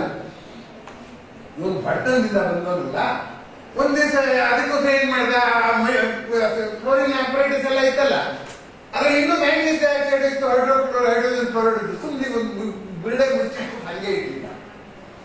ಯಾವ್ದನ್ನ ಮಿಕ್ಕಿರುವಂತ ಮ್ಯಾಂಗನೀಸ್ ಡೈಆಕ್ಸೈಡ್ ಕ್ಲೋರಿನ್ ಇರುವಂತ ಇಡೀ ಸೆಟಪ್ ನ ಹಂಗೆ ಇಟ್ಟಿಲ್ಲ. ಮಾರನೇ ದಿವಸ ಇನ್ನೊಬ್ಬರಿಗೆ ಮೈಕಲ್ ಫ್ಯಾರಡೆ ಹಂಫ್ರಿ ಡೇವಿ ಲೆಕ್ಚರ್ ಮಾಡಬೇಕಾಗಿತ್ತು, ತಂದಿಟ್ರೆ ಅಲ್ಲೆಲ್ಲ ಬೇಲೆಲ್ಲ ಜಿಡ್ಡಾಗಿತ್ತು. ಹಂಫ್ರಿ ಡೇವಿ ತುಂಬಾ ಕೋಪ ಬಂದ್ಬಿಟ್ಟು, chemistry laboratory purity is important, ನೀನೇನ್ ಹಿಂಗ್ ಮಾಡ್ಬಿಟ್ಟಿದ್ಯಲ್ಲ ಅಂತ ಚೆನ್ನಾಗಿ ಹೀನಮಾನ ಬೈದ. ಯಾರನ್ನ? ಮೈಕಲ್ ಫ್ಯಾರಡೆನ. ಇವನು ಒಂದು ಮಾತಾಡ್ಲಿಲ್ಲ, ತಗೊಂಡೋಗಿಟ್ಟ. ಬೇರೆ ಇನ್ನೊಂದು ಕ್ಲೀನ್ ಆಗಿರೋ ಆಪರೇಟರ್ಸ್ ತಂದು ಇಟ್ಬಿಟ್ಟ. ನೀವು ಪ್ರಯೋಗ ಮಾಡ್ಕೊಳ್ಳಿ ಅಂತ ಹೇಳಿದ. ಅವನು ಉತ್ತರ ಹೇಳಿಲ್ಲ. ಆಮೇಲೆ ಅಲ್ಲಿ ಹೋಗಿ ನೋಡ್ದ, ಇದನ್ನ ನಾನು ನಿನ್ನೆ ಇಟ್ಟಾಗಿ ಜಿಡ್ಡಿರ್ಲಿಲ್ಲ, ಈಗ ಜಿಡ್ಡಿದೆ ಅನ್ನಕ್ಕೆ ಏನಾದ್ರು ಜಿಡ್ ಹೊರಗಡೆಯಿಂದ ಬಂದು ಸೇರ್ಕೊಳ್ಳೋದಕ್ಕೆ ಎಲ್ಲದಕ್ಕೂ ಬಿರ್ತೆ ಹಾಕಿಟ್ಟಿದ್ದೆ, ವೇಸ್ಟ್ ಆಗುತ್ತಲ್ಲ ಅಂತ ನಾನು ತಂದಿಟ್ಟೆ ಅಂತ ಅಂದ್ಬಿಟ್ಟು ಯೋಚನೆ ಮಾಡ ಬಿರ್ಡೆ ತೆಗೆದ. ಏನಾಯ್ತು, ಆ ಜಿಡ್ಡೆಲ್ಲ ಹೊರಟೋಯ್ತು. ಆಗ ತೀರ್ಮಾನ ಮಾಡ್ದ, ಓಹೋ ಈ ಜಿಡ್ಡಾಗಿರ್ಬೇಕಾದ್ರೆ ಕ್ಲೋರಿನ್ ಅನ್ನೋ ಗ್ಯಾಸ್ ಬಂದಿತ್ತಲ್ಲ ಅದೇ ಲಿಕ್ವಿಡ್ ಆಗಿದೆ ಅಂತ. ಅಲ್ಲಿವರೆಗೂ ಏನ್ ತಿಳ್ಕೊಂಡಿದ್ರು ಅಂದ್ರೆ, ಯಾವುದೇ ಅನಿಲವನ್ನ ಲಿಕ್ವಿಫೈ ಮಾಡ್ಬೇಕಾದ್ರೆ ಕೂಲ್ ಮಾಡ್ಬೇಕು ಅಂತ ತಿಳ್ಕೊಂಡ್ರು. ಯಾಕಂದ್ರೆ ಅದು ಜೋರ ವೇಗವಾಗಿ ಚಲಿಸ್ತಾ ಇದೆ ಅಣುಗಳು, ಅದು ವೇಗ ಚಲಿಸ್ಬೇಕಾದ್ರೆ ಏನ್ ಮಾಡ್ಬೇಕು, ಕೂಲ್ ಮಾಡ್ಬೇಕು ಅಂತ. ಬರೇ ಪ್ರೆಷರ್ ಹಾಕಿದ್ರೇನೆ ಲಿಕ್ವಿಫೈ ಆಗುತ್ತೆ ಅನ್ನುವಂತ ಗ್ಯಾಸ್ ಯಾವ್ದು ಅಂದ್ರೆ ಇನ್ನೂ ಬ್ರೋಮಿನ್, ಯಾಕಂದ್ರೆ ಅದಕ್ಕೆ ಅಟಾಮಿಕ್ ಮಾಸ್ ಜಾಸ್ತಿ. ಸೊ ಅದನ್ನೊಂದು ಪ್ರಬಂಧ ಬರ ಪ್ರಪಂಚದಲ್ಲೆಲ್ಲ ಪ್ರಸಿದ್ಧ ಆಗ್ಬಿಟ್ಟವು ಹೆಸರು. ಸರ್ಕಾರದಿಂದ ಮಂಜೂರಾತಿ ತಗೊಂಡು ಅದಕ್ಕೆ ಅವರೇ ಅಧ್ಯಕ್ಷರು. ಏಕೆಂದ್ರೆ ಮೊದಲನೇ ಬಾರಿಗೆ ಅವರು ಸರ್ಕಾರಕ್ಕೆ ಈ ತರ ಸೂಚನೆ ಕೊಟ್ಟರು, ಗ್ರಾಮೀಣ ಪ್ರದೇಶಕ್ಕೆ ಹೋಗ್ಬೇಕಾದ ಅಗತ್ಯ ಇದೆ ವಿಜ್ಞಾನ ಅಂತ. ಅವಾಗ ಒಪ್ಕೊಂಡ್ರು. ಹಾಗೆ ಒಪ್ಕೊಂಡ ಮೇಲೆ ಅಸ್ತ್ರ ಅನ್ನೋ ಸಂಸ್ಥೆ ಪ್ರಾರಂಭ ಆಯಿತು. ಅದಕ್ಕೆ ಅವರು ಅಧ್ಯಕ್ಷರಾದರು. ಆ ಅಧ್ಯಕ್ಷರು ಸೇತುರಾಯರ ವಿದ್ಯಾರ್ಥಿ. ಸೇತುರಾಯರು ಸಂಶೋಧನೆ ಮಾಡಿದವರಲ್ಲ, ಆದರೆ ವಿಜ್ಞಾನವನ್ನು ಬೋಧಿಸುವ ಒಂದು ಇದಿತ್ತಲ್ಲ, ಹುರುಪಿತ್ತಲ್ಲ, ಅದಕ್ಕೆ ಅವ್ರೇನ್ ಮಾಡಿದ್ರು, ಇವರು ಏಕೇನ್ ರೆಡ್ಡಿಗೆ ಸ್ಫೂರ್ತಿ ಕೊಟ್ಟಿದ್ದರಿಂದ ಗ್ರಾಮೀಣ ಪ್ರದೇಶದ ಸಂಪರ್ಕ ನಿಂತಿದೆ. ಯಾಕಂದ್ರೆ ತುಮಕೂರು ಕೆಲಸ ಮಾಡ್ತಿದ್ರಲ್ಲ ಯಾರು, ಸೇತುರಾವ್. ನಾನು ತುಮಕೂರಲ್ಲಿ ಕೆಲಸ ಸೇರ್ಕೊಂಡಿದ್ದು 71ರಲ್ಲಿ ಅವ್ರ ಜೊತೆಗೆ. ಅದಕ್ಕೆ ಅವ್ರನ್ನ ನೀವು ಈ ಸಂಸ್ಥೆಗೆ ನಾನು ಪ್ರತಿನಿಯೋಜಿಸ್ತೀನಿ, ಡೆಪ್ಯುಟೇಷನ್ ಮಾಡ್ತೀನಿ, ನೀವು ಇಲ್ಲಿಗೆ ಕಾರ್ಯದರ್ಶಿಯಾಗಿ ಬನ್ನಿ ಅಂತ ಕೇಳಬೇಕು. ಸೇತುರಾವ್ ಆಯ್ತು ಕಾರ್ಯದರ್ಶಿಯಾಗಿ ನಾನು ಬರ್ತೀನಿ ಅಂತ ಒಪ್ಕೊಂಡು, ವಿದ್ಯಾರ್ಥಿ ಅಧ್ಯಕ್ಷ ಅಲ್ಲ, ಅಧ್ಯಾಪಕರು ಕಾರ್ಯದರ್ಶಿ ನೋಡಿ ಹೆಂಗಿದೆ. ಹಂಗಿರುವಾಗ ಅಲ್ಲಿ KSCC ಒಂದು ರೂಮ್ ಇತ್ತು, ಅದೊಂದು ಕುರ್ಚಿ ಇತ್ತು, ಅಧ್ಯಕ್ಷರು ಕೂತ್ಕೊಳ್ಳೋ ಕುರ್ಚಿ. ಸೇತುರಾಯ ಕಾರ್ಯದರ್ಶಿಗಳು. ಅದಕ್ಕೆ ಅವರು ರೆಡ್ಡಿ ಅವರು ಹೇಳಿದ್ರು, ನೀವಲ್ಲಿ ಕೂತು ಕಾರ್ಯದರ್ಶಿಯಾಗಿ ಕೆಲಸ ಮಾಡೋದು, ನಾನು ಅಧ್ಯಕ್ಷನಾಗಿ ಸರ್ಕಾರದಲ್ಲಿ ಎಲ್ಲಿದ್ದು ವ್ಯವಹಾರ ಮಾಡ್ತೀನಿ, ಇಲ್ಲಿ ಬಂದು ನಿಮ್ಮ ಹತ್ರ ಒಂದಿಷ್ಟು ಮಾಹಿತಿ ಪಡ್ಕೋತೀನಿ, ನಿಮ್ಗೆ ಒಂದಿಷ್ಟು ಮಾಹಿತಿ ಕೊಟ್ಟು ಹೋಗ್ತೀನಿ, ನಾನು ಇಲ್ಲೇ ಕೂತ್ಕೋತೀನಿ, ಅಲ್ಲೇ ಕೂತ್ಕೊಂಡು ಅಂಥ ವಿನೀವಂತ ಅಂತಾರಾಷ್ಟ್ರೀಯ ಖ್ಯಾತ ವಿಜ್ಞಾನಿ ಒಬ್ಬ ಕಾಲೇಜು ಉಪನ್ಯಾಸಕರಿಗೆ ಜಾಗ ಕೊಟ್ಟು ಆ ಕಡೆ ನಿಂತ್ಕೊಂಡು, ಇಂಥ ವಿನಯವಂತರು ವಿಜ್ಞಾನಿಗಳನ್ನು ಇದ್ದಾರೆ ಎನ್ನುವುದನ್ನೇ ನಾವು ಹೆಮ್ಮೆಯ ಸಂಗತಿ. ಇದು ನಾನು ಕಲ್ಪಿಸಿಕೊಂಡು ಪುಸ್ತಕ ಓದಿ ಮಾಡಿರೋ ಭಾಷಣ ಅಲ್ಲ, ನಾನು ನೋಡಿದ್ದು. ನೀವೇನು ನೋಡಿದ್ರಿ ಇದ್ರ ಮುಂದಕ್ಕೆ ಹೇಳ್ತೀವಿ. ಆವಾಗ ಸೇತುರಾವ್ ಅವರೇನಾದ್ರು ಕಾರ್ಯದರ್ಶಿ ಆದರು. ಆಮೇಲೆ ಸೇತುರಾವ್ ಒಂದ್ಸರಿ ಅನಾರೋಗ್ಯ ಆಯಿತು. ಅವ್ರೇನ್ ಮಾಡಿದ್ರು, ನನಗೆ ಈ ಇನ್ನೊಬ್ಬ ಹುಡುಗ ಇದ್ದಾನೆ, ಅವ್ನು ಸಪೋರ್ಟ್ ಬೇಕು ಅಂತ KSCC ಮಾತಾಡಿದ್ರು ರೆಡ್ಡಿಯವರು ಅಂತ. ಯಾರು ಹೀಗೆ MR ನಾಗರಾಜ್ ಇದ್ದಾರೆ, ಆ ಹುಡುಗನ ಇಲ್ಲಿ ಡೆಪ್ಯುಟೇಷನ್ ತಗೊಳ್ಳಿ ಅಂತ ಹೇಳಿದ್ರು. ಸರಿ, ನನ್ನನ್ನು ಪ್ರತಿನಿಯೋಜನೆ ಮಾಡಿದ್ರು. ಇಲ್ಲಿಗೆ KSCC ನನಗೆ ಸಿಸ್ಟಮ್ಸ್ ಅನಲಿಸ್ಟ್ ಅಂತ ಹೆಸರು ಕೊಟ್ಟರು. ಸಿಸ್ಟಮ್ಸ್ ಅನಲಿಸ್ಟ್ ಆಗಿ ಅಲ್ಲಿ ಹೋದ್ರೆ ನಮ್ಮ ಸೇತುರಾಯರು ಆ ಕುರ್ಚಿಯಲ್ಲಿ ನನಗೆ ಬಿಟ್ಕೊಟ್ರು. ನಾನು ಹೇಳಿದೆ, ಸರ್ ನೀವೆಲ್ಲ ಹಿರಿಯರು, ನಾನು ಇನ್ನು ಹುಡುಗ, ನಾನಿನ್ನು ಅವಾಗಿನ್ನು 30 ವರ್ಷ, ಸೇತುರಾಯರಿಗೆ 57-58 ವರ್ಷ, ನೀವು ಬಿಟ್ಕೊಡೋದು ಸರಿ ಇಲ್ಲ, ನಾನು ಅಲ್ಲೇ ಕೂತ್ಕೊಂಡು ಕೆಲಸ ಮಾಡ್ತೀನಿ, ನೀವು ಟೇಬಲ್ ದೊಡ್ಡಾಗಿದೆಯಲ್ಲ, ಇಲ್ಲೇ ಕೂತ್ಕೊಬೇಕು. ಇಲ್ಲ ಇಲ್ಲ ಇಲ್ಲ, ನಿಮ್ಮ ಹತ್ರ ಬಂದವರೆಲ್ಲ ಮಾತಾಡೋಕ್ಕೆ ಅನುಕೂಲ ಆಗುತ್ತೆ, ನೀವು ಕೂತೀರಿ ಪರವಾಗಿಲ್ಲ, ನಾನೇ ಬಂದಾಗ ಅಲ್ಲಿ ಕೂತ್ಕೊಂಡು ನಿಮ್ಮ ಹತ್ರ ಮಾತಾಡೋಗ್ತೀನಿ ಅಂತ ಹೇಳಿದ್ರು. ಅಂದ್ರೆ ಈ ಶ್ರೇಣೀಕರಣ ಅನ್ನೋದು ಆ KSCC ನಿರ್ವೀಣ. ಆಮೇಲೆ ಸೇತುರಾಯ್ ಬರೋರು, ಮಾತಾಡೋರು, ಹೋಗೋರು. ಒಂದ್ ದಿವಸ ಏನಾಯ್ತು ಗೊತ್ತೇನು, KN ರೆಡ್ಡಿ ಅವರು ಬಂದು, KN ರೆಡ್ಡಿ ಅವರು ಬಂದು ನನಗೆ ಗಾಬರಿ. ಸೇತುರಾಯನ ಅವ್ರ ಅಧ್ಯಾಪಕರು, ನಾನೇನೋ ಅವರ ಸಹೋದ್ಯೋಗಿ ಆಗಿದ್ದು, ತುಂಬಾ ಚಿಕ್ಕವನು. KN ರೆಡ್ಡಿ ಅವರು ಪ್ರಖ್ಯಾತಿ ಮುಂದೆ ನಾನೇನು ನಿಂತ್ಕೊಳಕ್ ಹೋದ್ರೆ ಬಂದವರೇನೆ KN ರೆಡ್ಡಿ ನನ್ನ ಕುರ್ಚಿ ಮೇಲೆ ಕೂರಿಸ್ಬಿಟ್ಟು ನೀವು ಅಲ್ಲೇ ಕೂತ್ಕೋಬೇಕು. I know about you Seturao. ಈಗ ಸೇತುರಾವ್ ಆಗ್ಲೇ ನಿಮ್ಗೆ ಹೇಳಿ, ನನ್ನ ಬಗ್ಗೆ ಹೇಳಿದ್ದಾರೆ, ನೀವು ಅಲ್ಲೇ ಕೂತ್ಕೊಳ್ಳಿ, ನಂದೇನೋ ಒಂದಿಷ್ಟು ಕೆಲಸ ಇದೆ ಮಾಡ್ಕೊಂಡು ಹೋಗ್ತೀನಿ ಅಂತ ನಾನು ಹೇಳ್ತೀನಿ. ಅಲ್ಲಿವರೆಗೆ ಉನ್ನತಿಯನ್ನು ಪಡೆದವರು, ಅಷ್ಟು ವಿನಯನ್ನು ಪ್ರದರ್ಶಿಸೋದು ವಿಜ್ಞಾನಿಗಳಲ್ಲದೆ ಯಾರಿಗೂ ಸಾಧ್ಯ ಇಲ್ಲ ಅಂತ ನನ್ನ ಅನುಭವದಲ್ಲಿ ನೇರವಾಗಿ ಹೇಳ್ತೀನಿ.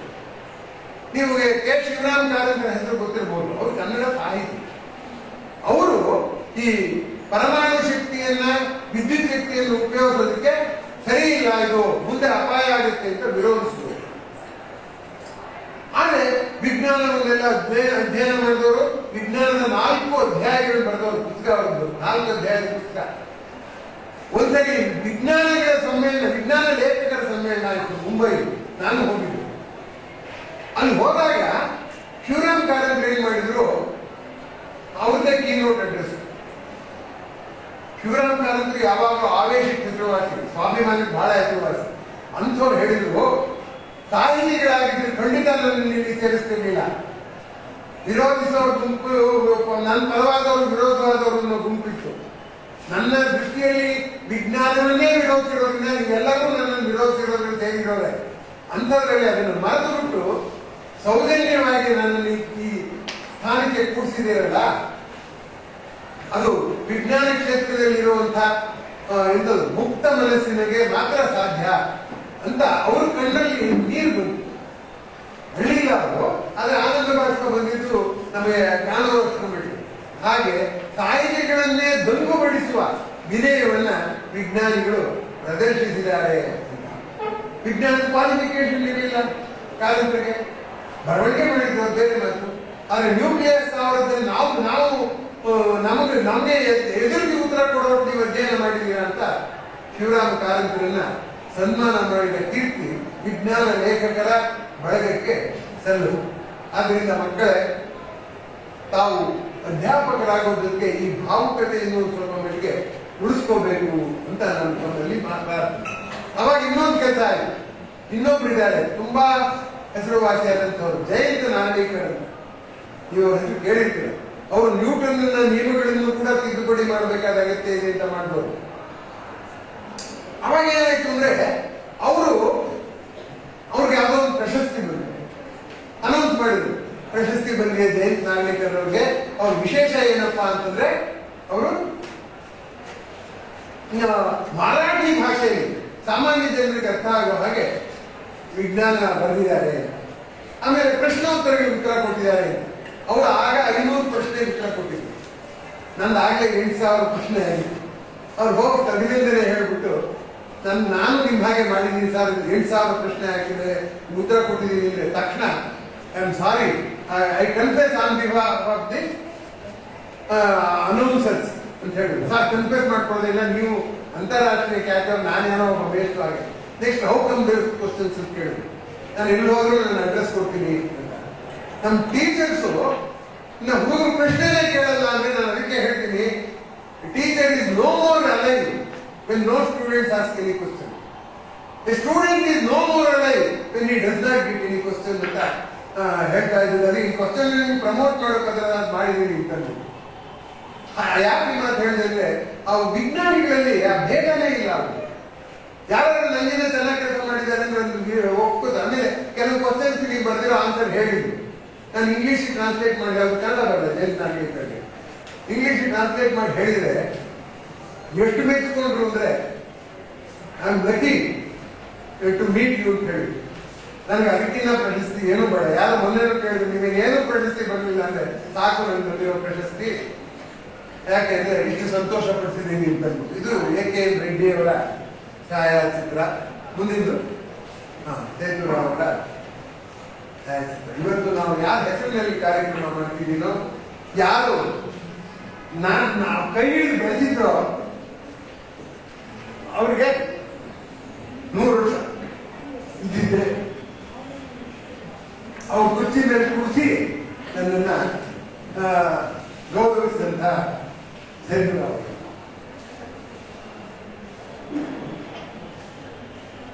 ಇವರ ವಿಷಯವಾಗಿ ಒಂದೆರಡು ವಿಷಯ ಹೇಳಲೇಬೇಕಾಗುತ್ತೆ. ಯಾಕೆಂದ್ರೆ ಇದ್ರೆ ನನ್ನ 100ನೇ ವರ್ಷಕ್ಕೆ ಅಪೂರ್ಣ ಆಗಿದೆ. ಒಂದ್ಸರಿ ಸೇತುರಾವ್ ಅವರು ನಾನು ಒಂದು B.Ed ಕಾಲೇಜ್ ಹೋಗಿದ್ದೆ. ಎಲೆಕ್ಟ್ರಿಸಿಟಿ ಯಾರು ನೋಡಿದ್ದೀರಾ ಅಂತ ಹುಡುಗ ನೋಡಿಲ್ಲ. ಆಮೇಲೆ ನಾನು ತೋರಿಸ್ತೀನಿ ನೋಡಿ ಬಿಟ್ಟು ಉಪ್ಪಿನ ದ್ರಾವಣ ಸೋಡಿಯಂ ಕ್ಲೋರೈಡ್ ಸೊಲ್ಯೂಷನ್ ಇಟ್ಕೊಂಡು 2 ಎಲೆಕ್ಟ್ರೋಡ್ ಇಟ್ಟ. ತಕ್ಷಣ ಅಲ್ಲಿ ಸೋಡಿಯಂ ಕ್ಲೋರೈಡ್ ಕಂಡಕ್ಟರ್ ನೋಡಿ ಸ್ಪಾರ್ಕ್ ಬಿಟ್ಟು. ಆಗ ಆ ಹುಡುಗ ನೋಡಿ ಎಲೆಕ್ಟ್ರಿಸಿಟಿ ತೋರಿಸ್ತಿದ್ದೀನಿ ಅಂತ ಅವನು ತೋರಿಸಿದಾಗ ನಮ್ಗೆಲ್ಲರಿಗೂ ಗಾಬರಿ ಆಯ್ತು. ಅದೇನಾದ್ರು ಎಲೆಕ್ಟ್ರೋಡ್ ಸೋಕ್ಬಿಟ್ಟು ಏನಾದ್ರು ಶಾರ್ಟ್ ಸರ್ಕ್ಯೂಟ್ ಆಗ್ಬಿಟ್ರೆ ಇಡೀ ಲ್ಯಾಬ್ರೇಟರಿ ಹಚ್ಕೊಳ್ಳುವಂತ ಅಪಾಯ ಇತ್ತು. ಈಗ ಹಿಂದನೇ ಅಲ್ಲಿ ಬೆಳಕು ಬರ್ತಾ ಇದೆ, ಅದು ಎಲೆಕ್ಟ್ರಿಸಿಟಿ ಕರೀತಾರೆ. ನಾನೀಗ ಹುಡುಗ, ಅವಾಗ 22 ವರ್ಷ. ಸೇತುರಾವ್ ಇದ್ದಾರೆ. ಅಂತದ್ರಲ್ಲಿ ಧೈರ್ಯ ಮಾಡಿ ಮಾತಾಡಿದೆ, ನೀ ತೋರಿಸಿದ ಎಲೆಕ್ಟ್ರಿಸಿಟಿ ಅಲ್ಲ, ನೀ ತೋರಿಸಿದ್ದು 2 ಎಲೆಕ್ಟ್ರೋಡ್ ಮಧ್ಯೆ ಬಂದಿರೋದು ಹೀಟ್ ಮತ್ತೆ ಲೈಟ್. ಎಲೆಕ್ಟ್ರಿಸಿಟಿ ಕಾಣಕ್ಕೆ ಸಾಧ್ಯವೇ ಇಲ್ಲ. ಎಲೆಕ್ಟ್ರಾನ್ ಎಲ್ಲಿ ಕಾಣುತ್ತೆ? ಎಲೆಕ್ಟ್ರಾನ್ ಹರಿಯೋದು ಕಾಣಿಸ್ತಾ ಅಲ್ಲಿ ಹೀಗೆ ಅಂತ ನಾನು ಹೇಳಿದೆ. ನಾನು ಹೇಳಿದ್ ಕೂತ್ಕೊಳ್ಳೋದೇ ಕಾಯ್ಕೊಂಡಿದ್ದು ಸೇತುರಾವ್ ನಿಂತ್ಕೊಂಡ್ರು. ಅಪ್ಪ ವಿಜ್ಞಾನ ತಿದ್ಬೇಡ, ಮೊದಲು ನಾನು ಇನ್ನೊಂದು ಹೇಳೋದಿದೆ, ಇಂಥ ಪ್ರಯೋಗಗಳನ್ನ ಎಂದೂ ಮಾಡಕ್ ಹೋಗ್ಬೇಡಿ. ಅಂತ ಹೇಳಿದ್ರು. ಹಾಗಾಗಿ ಸುರಕ್ಷತೆಗೂ ಮುಖ್ಯ ಅಂತ ಹೇಳಿ ಆಮೇಲೆ ವಿಜ್ಞಾನ ತಿದ್ದು, ಯಾಕೆಂದ್ರೆ ವಿಜ್ಞಾನ ತಿದ್ದಕ್ಕೆ ಹೋಗ್ಬಿಟ್ಟು ಸುರಕ್ಷತೆ ವಿದ್ಯಾರ್ಥಿಗಳು ಮರಿಬಾರ್ದು ಅಂತ. ಅದು ನನ್ನ ಜೀವನದ ದೊಡ್ಡ ಪಾಠ. ಜಾನ್ ಡಾಲ್ಟನ್, ಕನಿಷ್ಠ ವಿಜ್ಞಾನದ ವಿದ್ಯಾರ್ಥಿಗಳಿಗೆ ಡಾಲ್ಟನ್ ಬಗ್ಗೆ ಗೊತ್ತಿದೆ ಅಂತ ತಿಳ್ಕೊಂಡಿದ್ದೀವಿ. ಡಾಲ್ಟನ್ ಅಂದ್ರೆ ಯಾರು? ಅಟಾಮಿಕ್ ಥಿಯರಿ ಹೇಳೋದು ಮೊದಲ. ಅದಕ್ಕೆ ಮುಂಚೆ ಡೆಮಾಕ್ರಿಟಸ್ ಅಂತ ಹೇಳಿದ ಸಮುದ್ರ ತೀರದ ಸೇಬ ಹಚ್ತಾ ಕೂತಿದ್ದ. ಹೆಚ್ಚುತ್ತಾ ಹೋಗ್ಬಿಟ್ರೆ ಕೊನೆಗೆ ಒಂದು ಕನಿಷ್ಠ ಪರಮಾಣು ಬರುತ್ತಲ್ವಾ, ಕನಿಷ್ಠ ಕಣ ಬರುತ್ತಲ್ವಾ, ಅದನ್ನ ಡಿವೈಡ್ ಮಾಡಕ್ ಸಾಧ್ಯ ಇಲ್ಲ ಅಲ್ವಾ. ಅದರಿಂದ ಪರಮಾಣು ಕಣ್ಣಿಗೆ ಕಾಣುವ ದ್ರವ್ಯ ಕಣ್ಣಿಗೆ ಕಾಣದ ಅಣುಗಳಿಂದ ಆಗಿದೆ ಅಂತ ಹೇಳ್ದ. ಇದು ತುಂಬಾ ಗಮನಿಸಬೇಕಾದ್ದು. ಕಣ್ಣಿಗೆ ಕಾಣುವ ವಸ್ತು ಕಣ್ಣಿಗೆ ಕಾಣದ ಕಣಗಳಿಂದ ಆಗಿದೆ ಅಂತ. ಎಲ್ಲರೂ ಅವನನ್ನು ಬೈದ್ರು. ಕಣ್ಣಿಗೆ ಕಾಣದೇ ಇರೋದನ್ನ ಸೇರಿಸಿ ಕಣ್ಣಿಗೆ ಕಾಣದ್ ಮಾಡೋದು ಹೇಗೆ? ಅಷ್ಟು ಆಶ್ಚರ್ಯಕರ. ನಾವು ಪಾಠ ಹೇಳ್ಬೇಕಾದ್ರೆ ಹಂಗೆ ಹೇಳೋದೇ ಇಲ್ಲ. Doctor says matter is made up of atoms. ದ್ರವ್ಯವು ಪರಮಾಣುಗಳಿಂದ ಆಗಿದೆ ಅಂತ ಹೇಳ್ದ ಅಂತೀವಿ. ಎಷ್ಟು ಆಶ್ಚರ್ಯ ನೋಡಿ. ಎರಡನೇ ಪ್ರಶ್ನೆ, ಎರಡು ಪರಮಾಣುಗಳು ಒಟ್ಟಿಗೆ ಇದೆ ಅಂತ ಇಟ್ಕೊಳ್ಳ, ಜೋಡಿಸ್ತಾ ಹೋಗ್ತೀವಿ ಅಂತ ಅವೆರಡು ಯಾಕೆ ಒಟ್ಟಿಗೆ ಇದೆ? ಈಗ ಅಥವಾ ಧೂಳಿದ್ರೆ ಏನಾಗುತ್ತೆ? ಕೊಡೋ ಬಿಟ್ಟು ಧೂಳೆಲ್ಲ ಬೇರೆ ಬೇರೆ ಆಗುತ್ತೆ. ಹಾಗೆ ಕಣ್ಣಿಗೆ ಕಾಣದೇ ಇರೋ ವಸ್ತು ಅಷ್ಟು ಸಣ್ಣಗೆ ಆಗ್ಬೇಕಾಗಿತ್ತು, ಇಲ್ವಲ್ಲ, ಕಾಣ್ತಾ ಇದೆಯಲ್ಲ. ಈ ಪ್ರಶ್ನೆಗೂ ಒಂದು ಉತ್ತರ ಹೇಳಿರಲಿಲ್ಲ ಡಾಕ್ಟರ್. ಆದರೂ ಕೂಡ ಅವನ ಸಂಶೋಧನೆ ಆದ ಮೇಲೆ, ಹಾಗಾದ್ರೆ ಡೆಮಾಕ್ರಿಟಸ್ ಹೇಳಿದ್ದಲ್ಲ ಕೈಗೊಳ್ಳಿಸೋದು ಅದು ಯಾಕಲ್ಲ ಸಿದ್ಧಾಂತ ಅಂದ್ರೆ ಅವನು ಯಾವುದೂ ಪ್ರಯೋಗ ವಿವರಿಸಿರಲಿಲ್ಲ. ಈ ಡಾಲ್ಟನ್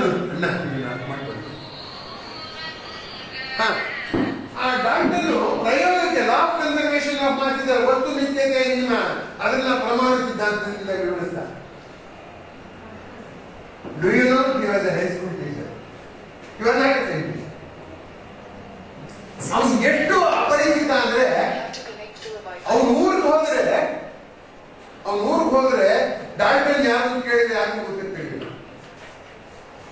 ಆದ್ರೆ ವಿಜ್ಞಾನ ಸಂಶೋಧನೆ ಮಾಡಿ ಜಗತ್ ಪ್ರಸಿದ್ಧಿಯಾಗಿದ್ದಾನೆ. ಅವನು ಮದುವೆ ಆಗಿರಲಿಲ್ಲ. ನನಗೂ ಅವನು ಅದೇ ಕಾಮನ್. ಅವನಿಗೆ ಜ್ಞಾನ ಅಲ್ಲ, ಅದೇ ಕಾಮನ್ ಇರಲಿ. ಅವನು ಯಾರೋ ಕೇಳಿದ್ರು, ನೀ ಯಾಕಪ್ಪ ಮದುವೆ ಆಗಲಿಲ್ಲ ಅಂತ. ನಂಗೆ ಮದುವೆ ಆಗೋ ಯೋಚನೆ ಬರೋದು ಬಿಡುವಿಲ್ಲ, ನಾನು ಅಷ್ಟೊಂದು ಆಲೋಚನೆ ಮುಳುಗಿದ್ದೆ ಅಂತ ಹೇಳ. ಅಷ್ಟೊಂದು ತನ್ಮಯವಾಗಿ ಕೆಲಸ ಮಾಡ್ತಿದ್ದ. ಆ ಫ್ರಾನ್ಸ್ ಇಂದ ಎಲ್ಲ ಬಂದಿರಲ್ಲ, ಇನ್ನು ಹುಡುಕೊಂಬಂದ್ರು 10 ಜನ ಈ ವಿಜ್ಞಾನಿ ನೋಡ್ಬೇಕು ಅಂತ. ಅವ್ರಲ್ಲಿ ಕೇಳ್ತಾರೆ, ಯಾರಿಗೂ ಗೊತ್ತಿಲ್ಲ. ಯಾರೋ ಹೈಸ್ಕೂಲ್ ಟೀಚರ್ ಇದ್ದಾರೆ ನೋಡಿ, ಅಲ್ಲಿ ಹೋಗಿ ಮಾತಾಡಿ ಹೇಳಿದ್ರು. ಇವನು ಹುಡುಕೊಂಬಂದ್ರು ಡಾಕ್ಟರ್. ಇವನು ಪಾಠ ಮಾಡ್ತಾ ಇದ್ದ. ಬೇರೆ ಇವನ್ನ ಊರ್ನವರೇ ಗುರುತಿಸದೇ ಇರುವಾಗ ಬೇರೆ ದೇಶದವ್ರು ಗುರುತಿಸ್ಬಿಟ್ಟು ಇವನು ಮಾತಾಡಕ್ ಬಂದ್ರೆ, ನಾನಾಗಿದ್ರೆ ನೀವಾಗಿದ್ರೆ ಏನ್ ಮಾಡ್ತಿದ್ವಿ? ಪಾಠ ಬಿಸಾಕ ಹೋಗ್ತಿದ್ವಿ. ಆದ್ರೆ ಡಾಕ್ಟರ್ ಏನ್ ಹೇಳ್ತಾ ಗೊತ್ತಾ, ನಾನು ಹುಡುಗರಿಗೆ ಪಾಠ ಹೇಳ್ತಿದ್ದೀನಿ, ಸ್ವಲ್ಪ ಕಾಯಿರಿ, ಪಾಠ ಮುಗಿದ ಮೇಲೆ ಭೇಟಿ ಮಾಡ್ತೀನಿ. ಅಂದ್ರೆ ಪಾಠ ಮಾಡೋದು ವಿಜ್ಞಾನದ ಸಂಶೋಧನೆಗಿಂತ ಮಿಗಿಲಾದದ್ದು, ಪ್ರಸಿದ್ಧಿಗಿಂತ ಮಿಗಿಲಾದದ್ದು ಅಲ್ವಾ? ಈಗ ನಮ್ಮನ್ನು ಯಾರು ಮಾತಾಡಿಸ್ತಿದ್ದಾಗ ಯಾರಾದ್ರೂ ಒಂದು ಒಳ್ಳೆ ಮಾತಾಡಿದ ತಕ್ಷಣ ಮರಳಾಗ್ಬಿಡ್ತೀವಲ್ವ? ಆಗ್ಲಿಲ್ಲ. ಯಾರು? ಡಾಕ್ಟರ್. ಅವ್ನು ಹೇಳಿದ ಕಾಯ್ದಾ ಕೂದಿರಿಂದ. ಆದ್ರಿಂದ ಈ ವಿಜ್ಞಾನಿ ಇದನ್ನಲ್ಲ, ಅಧ್ಯಾಪಕ ಮೊದಲೇನೆ ಹೇಳಿದೆ, ಅಧ್ಯಾಪಕನಲ್ಲದ ವಿಜ್ಞಾನಿ ಅಧ್ಯಾಪಕ ವೃತ್ತಿಯನ್ನು ಗೌರವಿಸಿದ್ದು ಹೇಳಿದೆ. ಈಗ ಏನಾಗಿದೆ? ಅಧ್ಯಾಪಕ ವಿಜ್ಞಾನಿ ಎರಡೂ ಆದ್ಮೇಲೂ ಕೂಡ ಕಡಿಮೆ ಕೀರ್ತಿ ಇದ್ರೂ ಕೂಡ ಅಧ್ಯಾಪನವನ್ನೇ ಗೌರವಿಸಿದ್ದಾನೆ ಅನ್ನೋದನ್ನು ಗಮನಿಸಬೇಕಾದ್ರೆ. ಇವನು ಅಷ್ಟೇ ವಿಚಿತ್ರ ಸಂಶೋಧನೆಗಳು ಮಾಡಿದ್ದ. ಡಾಕ್ಟರ್ ವಿಷನ್ ಅಂತಿತ್ತು. ಆ ವಿಷನ್ ಅಲ್ಲಿ ಓದಿದ್ರೆ ದಾರಿಲಿರೋರು ಯಾರು ಕೇಳ್ತದಿಲ್ಲ. ಆ ವಿಷನ್ ನಾವು ನಾಯಿ ನೋಡ್ಬೇಕು, ಯಾಕೆಂದ್ರೆ ಅದು ಅಲ್ಟ್ರಾಸಾನಿಕ್ ಸೌಂಡ್ ಪ್ರೊಡ್ಯೂಸ್ ಮಾಡ್ತಿತ್ತು. ಅದು ನಾಯಿ ಗ್ರಹಿಸ್ತಿತ್ತು, ಮನುಷ್ಯ ಗ್ರಹಿಸ್ತಿರ್ಲಿಲ್ಲ. ಮನುಷ್ಯನ ಗ್ರಹಿಸಲಾಗದ ಕಂಪನಗಳನ್ನು ನಾಯಿ ಗ್ರಹಿಸುತ್ತೆ ಅನ್ನೋದು ಮೊದಲ ಬಾರಿಗೆ ಬೆಳಕಿಗೆ ತಂದವನು ಜಾನ್ ಡಾಲ್ಟನ್. ಇವರೆಲ್ಲ ನಮ್ಗೆ ಆದರ್ಶ ಅಲ್ವಾ?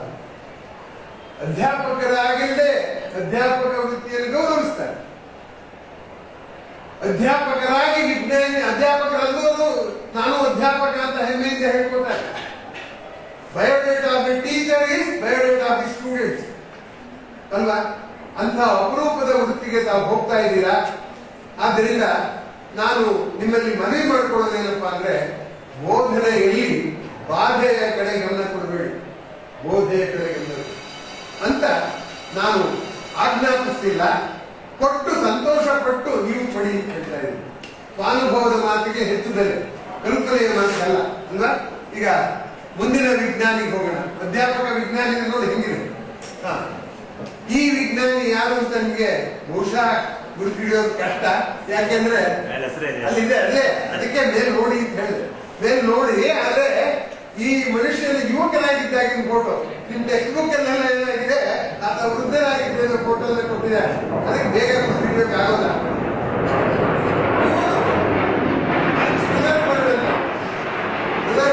ವಿಜ್ಞಾನಿ ಅವನು ಏನ್ ಮಾಡ್ದ, ಪರಮಾಣು ಸಿದ್ಧಾಂತ ನಾಟನ್ ಹೇಳಿದ್ನಲ್ಲ, ಇವನು ಪರಮಾಣು ಸಿದ್ಧಾಂತ ಹೇಳಿದ.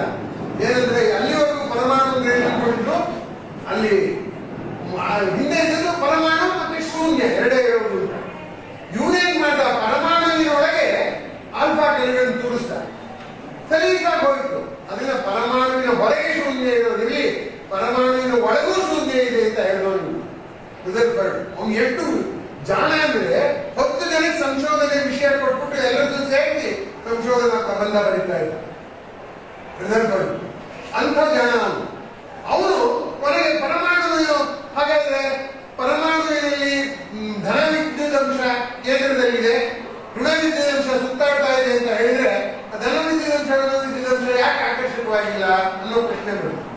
ಅದಕ್ಕೆ ಅವನೇನ್ ಹೇಳಿದ್ರೆ, ಸುತ್ತುತ್ತಾ ಇರೋದ್ರಿಂದ ಆ ವೃತ್ತಿಯ ಚಲನೆಯಿಂದ ಒಂದು ವಿಕರ್ಷಣೆ ಬರುತ್ತಲ್ಲ, ಆ ಆಕರ್ಷಣೆ ಇದೆಯಲ್ಲ ಯಾವುದಕ್ಕೆ, ಆ ಕೇಂದ್ರ ಬೀಜಕ್ಕೂ ಮತ್ತೆ ಆ ಎಲೆಕ್ಟ್ರಾನ್ ಬ್ಯಾಲೆನ್ಸ್ ಆಗುತ್ತೆ ಅಂತ ಹೇಳ್ದ. ಆದ್ರೆ ಇನ್ನೊಂದು ಅಂಶ ಇದೆ, ಒಂದು ವಿದ್ಯುತ್ ಅಂಶ ಸುಮ್ಮನೆ ಕೂತಿದ್ರೆ ಅದ್ರ ಸುತ್ತ ವಿದ್ಯುತ್ ಕ್ಷೇತ್ರ ಇದೆ, ಎಲೆಕ್ಟ್ರಿಕ್ ಫೀಲ್ಡ್. ಅದು ವೇಗ ಸಮವೇಗದಿಂದ ಚಲಿಸ್ತಾ ಇದ್ರೆ ಅದ್ರ ಸುತ್ತ ವಿದ್ಯುತ್ ಕ್ಷೇತ್ರ ಕಾಂತೀಯ ಕ್ಷೇತ್ರ ಇದೆ. ಇದು ತುಂಬಾ ಆಶ್ಚರ್ಯ ಅಲ್ಲ. ವಿದ್ಯುತ್ ಕಣ ಇದೆ, ವಿದ್ಯುತ್ ಕ್ಷೇತ್ರ ಇದೆ. ಚಲಿಸಕ್ಕೆ ಶುರು ಮಾಡ್ತಿದ್ದಾಗ ಇನ್ನೊಂದು ಕ್ಷೇತ್ರ ಸೃಷ್ಟಿಯಾಗುತ್ತೆ. ಅದು ಆಶ್ಚರ್ಯ. ಮೂರನೇದು ಆಶ್ಚರ್ಯ ಇದೆ, ಅದೇನಾದ್ರು ಆಕ್ಸಿಲರೇಟ್ ಆದ್ರೆ, ವೇಗ ವರ್ಧನೆ ಮಾಡಿದ್ರೆ ವೇಗ ಕಡಿಮೆ ಮಾಡಿದ್ರೆ ಅವಾಗ ವಿಕಿರಣವನ್ನು ಹೊರಸೂಸುತ್ತೆ. ಹಾಗಾಗಿ ಪರಮಾಣು ಸುತ್ತ ಕರೆದ ವಿಕಿರಣ ಹೊರಸೂಸಿದ್ರೆ ಪರಮಾಣುವಿನೊಳಗೆ ಹೋಗಿ ಬಿಟ್ಬಿಡ್ಬೇಕು. ಆದ್ರಿಂದ ಇದನ್ನೇನಾದ್ರು ನಾವು ಭೌತಶಾಸ್ತ್ರ ಅಂತ ಒಪ್ಕೊಂಡ್ರೆ ಸಾಮಾನ್ಯ ಜ್ಞಾನನೇ ಅನ್ಕೊಳ್ಬೇಕಾಗತ್ತೆ ಅಂತ ಎಲ್ಲ ವಿಜ್ಞಾನಿಗಳು ರುದರ್ಫರ್ಡ್ ಹೊಗಳಿಲ್ಲ. ಅವನು ಪ್ರಯೋಗದಿಂದ ತೀರ್ಮಾನ ಮಾಡಿದ್ದನ್ನು ಬೈದು,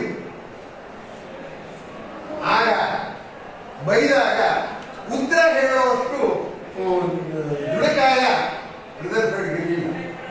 ಉತ್ತರ ಹೇಳಿದವರು ಯಾರು ಗೊತ್ತಾ? ನೀಲ್ಸ್ ಬೋರ್ ಯಾರು? ರುದರ್ಫರ್ಡ್ ವಿದ್ಯಾರ್ಥಿ. ಅದರಿಂದ ಅಲ್ಲಿ ಅಧ್ಯಾಪಕ ವಿದ್ಯಾರ್ಥಿಯನ್ನು ಗುರುತಿಸ್ತಾ ಅನ್ನೋ ಕಥೆ ಹೇಳಿದೆ. ಈಗ ವಿದ್ಯಾರ್ಥಿ ಅಧ್ಯಾಪಕನ ಸಮರ್ಥನೆಗೆ ಮುಂದಿನ ಇವನು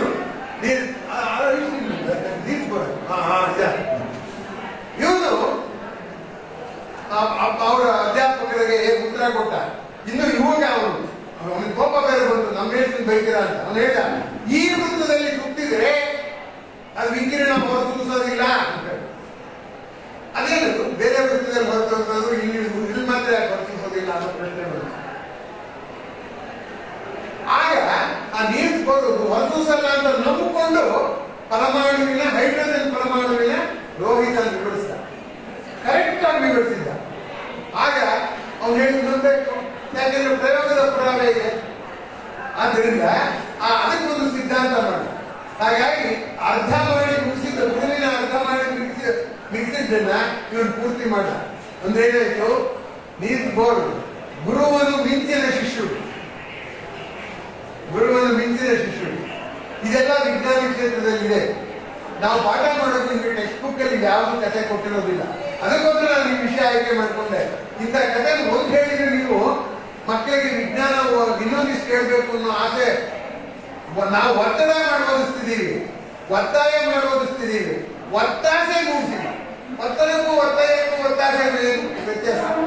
ಒತ್ತಡ ಅಂದ್ರೆ ಹೊರಗಡೆಯಿಂದ ಬರೋದು, ಒತ್ತಾಸೆ ಅಂದ್ರೆ ಒಳಗಿನಿಂದ ಬರೋದು. ನಾನು ಯಾರಾದ್ರೂ ಮಾತಾಡ್ತಿದ್ದಾಗ ಹೇಳ್ತೀನಿ, ನಾನು ಮಧ್ಯೆ ಮಾತಾಡ್ಬೇಡ, ನಾನು ಪೂರ್ತಿ ಹೇಳ್ಬಿಡ್ತೇನೆ, ಆಮೇಲೆ ಮಾತಾಡೋದು. ಒಳಗಡೆಯಿಂದ ಒದ್ಕೊಂಡು ಬರ್ತೀನಿ ನನಗೆ ಅಭಿಪ್ರಾಯ ಅಂತ ಹೇಳ್ತಿದ್ದೆ. ಆ ಒದ್ಕೊಂಡು ಬರುತ್ತಲ್ಲ ಅದೇ ಒತ್ತಾಸೆ. ಒತ್ತಾಸೆಯಿಂದ ಅಧ್ಯಯನ ಮಾಡಿದ್ರೆ ಮಾತ್ರ ಇಂಥ ಸಂಗತಿಗಳು ಗೊತ್ತಾಗುತ್ತೆ. ನಮ್ಮ ತುಂಬಾ ದೊಡ್ಡ ಕರ್ತವ್ಯ ಅಂದ್ರೆ ವಿಜ್ಞಾನದ ಇತಿಹಾಸದ ಸಂಗತಿಗಳು ನಮ್ಮ ಗ್ರಂಥಾಲಯಗಳಲ್ಲಿ ಇಲ್ಲ. ನೀವು ನನ್ನ ಕೊನೆಯಲ್ಲಿ ನನ್ನ ವಿಳಾಸ ಕೊಡ್ತೀನಿ, ಬರ್ಕೊಳ್ಳಿ. ಯಾವುದೇ ಪರಿಕಲ್ಪನೆಯನ್ನ ವಿಜ್ಞಾನದ ಇತಿಹಾಸದೊಡನೆ ಹೇಳೋದು ಹೇಗೆ ಅಂತ ನಿಮ್ಗೆ ಏನಾದ್ರು ಅನುಮಾನ ಬಂದ್ರೆ ಅವಾಗ ನನಗೆ ಇನ್ನೊಂದ್ಸರಿ ಅಧ್ಯಾಪಕನಾಗೋದಕ್ಕೆ ಅವಕಾಶ ಮಾಡಿಕೊಡ್ತೀರ. ನನಗೆ ತೊಂದರೆ ಕೊಡ್ತೀರಾ ಅಂತ ನಾನು ಹೇಳೋದಿಲ್ಲ. ನಾನು ನೀವು ಮೊಬೈಲ್ ಅಲ್ಲಿ ಕಾಂಟ್ಯಾಕ್ಟ್ ಮಾಡ್ಬೋದು, ವಾಟ್ಸ್ಆಪ್ ಅಲ್ಲಿ ಕಾಂಟ್ಯಾಕ್ಟ್ ಮಾಡ್ಬೋದು ಅಂತ ಪ್ರಶ್ನೆಗಳನ್ನೆಲ್ಲ ಮಾಡಿ ಅಂತ ನಿಮ್ಮಲ್ಲಿ ಜ್ಞಾಪಿಸ್ತಾ ಇದ್ದೀನಿ. 20,000 ಕಾಗದ ಬರೆದವನಿಗೆ ಇನ್ನೊಂದು ಕಾಗದ ವಾಟ್ಸ್ಆಪ್ ಅಲ್ಲಿ ಕಳಿಸೋದಕ್ಕೆ ಫೋಟೋ ಖರ್ಚು ಇಲ್ಲ, ಪೋಸ್ಟ್ ಆಫೀಸ್ ಹೋಗ್ಬೋದು. ಇಲ್ಲಿ ಇದು ನೀಲ್ಸ್ ಬೋರ್ ಕಥೆ ಆಯ್ತಲ್ಲ. ಈಗ ಐನ್ಸ್ಟೀನ್ ಹಾಕಪ್ಪ, ಇವನು ಮಹಾಶಯ ಐನ್ಸ್ಟೀನ್. ಇವತ್ತು ನಾವೆಲ್ಲ ಹೊಗಳ್ತೀವಿ ಅಲ್ವಾ, ಸೈಂಟಿಸ್ಟ್ ವಿತ್ ಮ್ಯಾಕ್ಸಿಮಮ್ ಐಕ್ಯೂ ಅಂತ.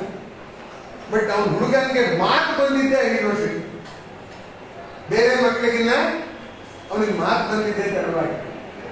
ಅವನಿಗೆ ಏನು theoretical physicist Rutherford was a very good experimentalist. ಇವಾಗ ವೀಕ್ ಇನ್ ಮ್ಯಾಥಮೆಟಿಕ್ಸ್ ರುದರ್ಬರ್ಡ್. ಆ ವೀಕ್ನೆಸ್ ನ ಅವನ ಶಿಷ್ಯ ಕಳ್ಳ ನೀಲ್ಸ್ ಬೋರ್, ಅದನ್ನ ಹೇಳಿದೆ ಈಗಾಗಲೇ. ಇವನಿದ್ದಾನ ಐನ್ಸ್ಟೀನು ಮ್ಯಾಥಮೆಟಿಕ್ಸ್ ಕಂಡ್ರೆ ಇಷ್ಟ ಇಲ್ಲ. ನನಗೂ ಐನ್ಸ್ಟೀನ್ ಇದ್ದ ಅನುಮಾನನೇ ಇತ್ತು. ನಾನು ಐನ್ಸ್ಟೀನ್ ಬಗ್ಗೆ ಎಲ್ಲ ಓದಿದ ಮೇಲೆ ಅನುಮಾನ ಹೋಯ್ತು. ನಿಮಗೂ ಇರ್ಬೋದೇನೋ. ಏನೇ ಗೊತ್ತಿಲ್ಲ, ಬಿನೇ ಗೊತ್ತಿಲ್ಲ, ಎಂತದ್ದು A+B. ಅದ್ನ್ಯಾಕೆ A+B ಹೋಲ್ ಕ್ಯೂಬ್ ಮಾಡಬೇಕು? ಎರಡೂ ಗೊತ್ತಿಲ್ಲ. ಈ ಏನು ಗೊತ್ತಿರೋ ಸಂಖ್ಯೆ ಇಟ್ಕೊಂಡು ಲೆಕ್ಕ ಮಾಡಬೇಕಲ್ಲ. ಗೊತ್ತಿಲ್ಲ ಸಂಖ್ಯೆ ಅಂತ ಲೆಕ್ಕ ಮಾಡಬೇಕು ಅಲ್ವಾ? ಅವನು ಹಾಗೆ ಅನಿಸ್ತಿತ್ತು ಐನ್ಸ್ಟೀನ್. ಆಮೇಲೆ ಸಾಲ್ವ್ ಫಾರ್ ಎಕ್ಸ್ ಅಂತ ಕೊಟ್ರೆ, ಒಂದು ಈಕ್ವೇಶನ್ ಕೊಟ್ಬಿಟ್ಟು ಎಕ್ಸ್ ಅಂತ ಸಾಲ್ವ್ ಮಾಡಿದ್ರೆ ಅವನಿಗೆ ಬೋರು. ಆ ಎಕ್ಸ್ ಈ ಕಡೆ ಕಳಿಸಿ ಎಲ್ಲ ಮ್ಯಾಥಮೆಟಿಕಲ್ ಆಪರೇಷನ್. ನನಗೆ ನಮ್ಮ ಕಲ್ಪನೆಗೆ ಏನು ಬರಲ್ಲ. ಯಾವುದೇ ವಿದ್ಯಾರ್ಥಿಯ ಕಲ್ಪನೆಗೆ ಬರಕ್ ಸಾಧ್ಯನೇ ಇಲ್ಲ. ಅದಕ್ಕೆ ಅವರು ಚಿಕ್ಕಪ್ಪ ಹೇಳ್ದ, ಇಲ್ಲ ಹಾಗಲ್ಲ, ಒಂದು ಪತ್ತೇದಾರಿ ಕಾದಂಬರಿ ಸುಳಿವು ಕೊಡುತ್ತಾರಲ್ಲ, ಅವನು ಹೀಗಿದ್ದಾನೆ, ಆ ಒಡವೆ ಕಳ್ತನ ಆಗಿರೋ ಒಡವೆ ಛಾಯೆ ತಿಂತಾರೆ ಪೊಲೀಸ್ ಭಾಷೆಯಲ್ಲಿ, ಅದೆಲ್ಲ ಕೊಡ್ತಾರಲ್ಲ, ಅದನ್ನೇ ಕಳ್ಳ ನುಡುತ್ತಿಲ್ಲ. ನಿಂಗೆ ಪತ್ತೇದಾರಿ ಕಾದಂಬರಿ ಇಷ್ಟ ತಾನೆ, ಹಾಗಾದ್ರೆ ಎಕ್ಸ್ ಅನ್ನೋದು ಕಳ್ಳ ಅಂತ. ಈಕ್ವೇಶನ್ ಕೊಟ್ಟರೆ ವಿವರಗಳೆಲ್ಲ ಕಳ್ಳದ ಛಾಯೆ ಪಟ್ಟಿ ಸಿಗ್ತಾವ, ಅದನ್ನು ಹುಡುಕು ಅಂತ ಹೇಳಿ. ಹಾಗಾಗಿ ಅವರಿಗೆ ಗಣಿತದಲ್ಲಿ ಆಸಕ್ತಿ ಬಂತು ಐನ್ಸ್ಟೀನ್. ಸೊ ಹೀಗೆ ನಾವು ಹೇಳುವ ರೀತಿಯಲ್ಲಿ ವ್ಯತ್ಯಾಸ ಬರುತ್ತೆ. ಹಾಗಾಗಿ ನೀವು ಹೇಳಿದ್ರಲ್ಲ ಸರ್, ನಿಮ್ಮ ಮ್ಯಾಥಮೆಟಿಕ್ಸ್ ಅಲ್ಲಿ ಈ ತರ ತೊಂದರೆ ಆಗ್ತಿತ್ತು ಅಂತ, ನೀವು ಅದನ್ನ ನಿಮ್ಮ ಅಧ್ಯಾಪಕ ವೃತ್ತಿಗೆ ಹೇಗೆ ಹೊಂದಿಸ್ಕೊಂಡ್ರಿ ಅಂದ್ರೆ, ನಾನು ಹುಡುಗರಿಗೆ ಏನ್ ಹೇಳೋದು, ಈ ಮ್ಯಾಜಿಕ್ ಲೆಕ್ಕ ಇರ್ತಾರೆ, ಒಂದು ನಮ್ಮ ಮನಸ್ಸಲ್ಲಿ ಇಟ್ಕೊ, ಕೂಡು ಕಳಿ ಎಲ್ಲ ಒಂದು ಅದಕ್ಕೆ ಉತ್ತರ ಹೇಳ್ಬಿಡ್ತಾರಲ್ಲ, ಅವ್ರು ಜ್ಞಾಪಕ ಇಟ್ಕೊಂಡು ವಿಧಾನ ಅದನ್ನ ಆಲ್ಜಿಬ್ರಾದಲ್ಲಿ ಇಂಟರ್ಪ್ರಿಟ್ ಮಾಡಿ ತೋರಿಸ್ತಾ ಇದ್ದೆ ನಾನು ಅಧ್ಯಾಪಕರ ತರಬೇತಿ ಮಾಡೋದು. ನಾನು ಮೂಲತಃ ಕೆಮಿಸ್ಟ್ರಿ ಅಧ್ಯಾಪಕನಾದ್ರು mathematics, physics, language teachers association ಅಲ್ಲೂ ನಾನು ಕರೆದಿದ್ದಾರೆ.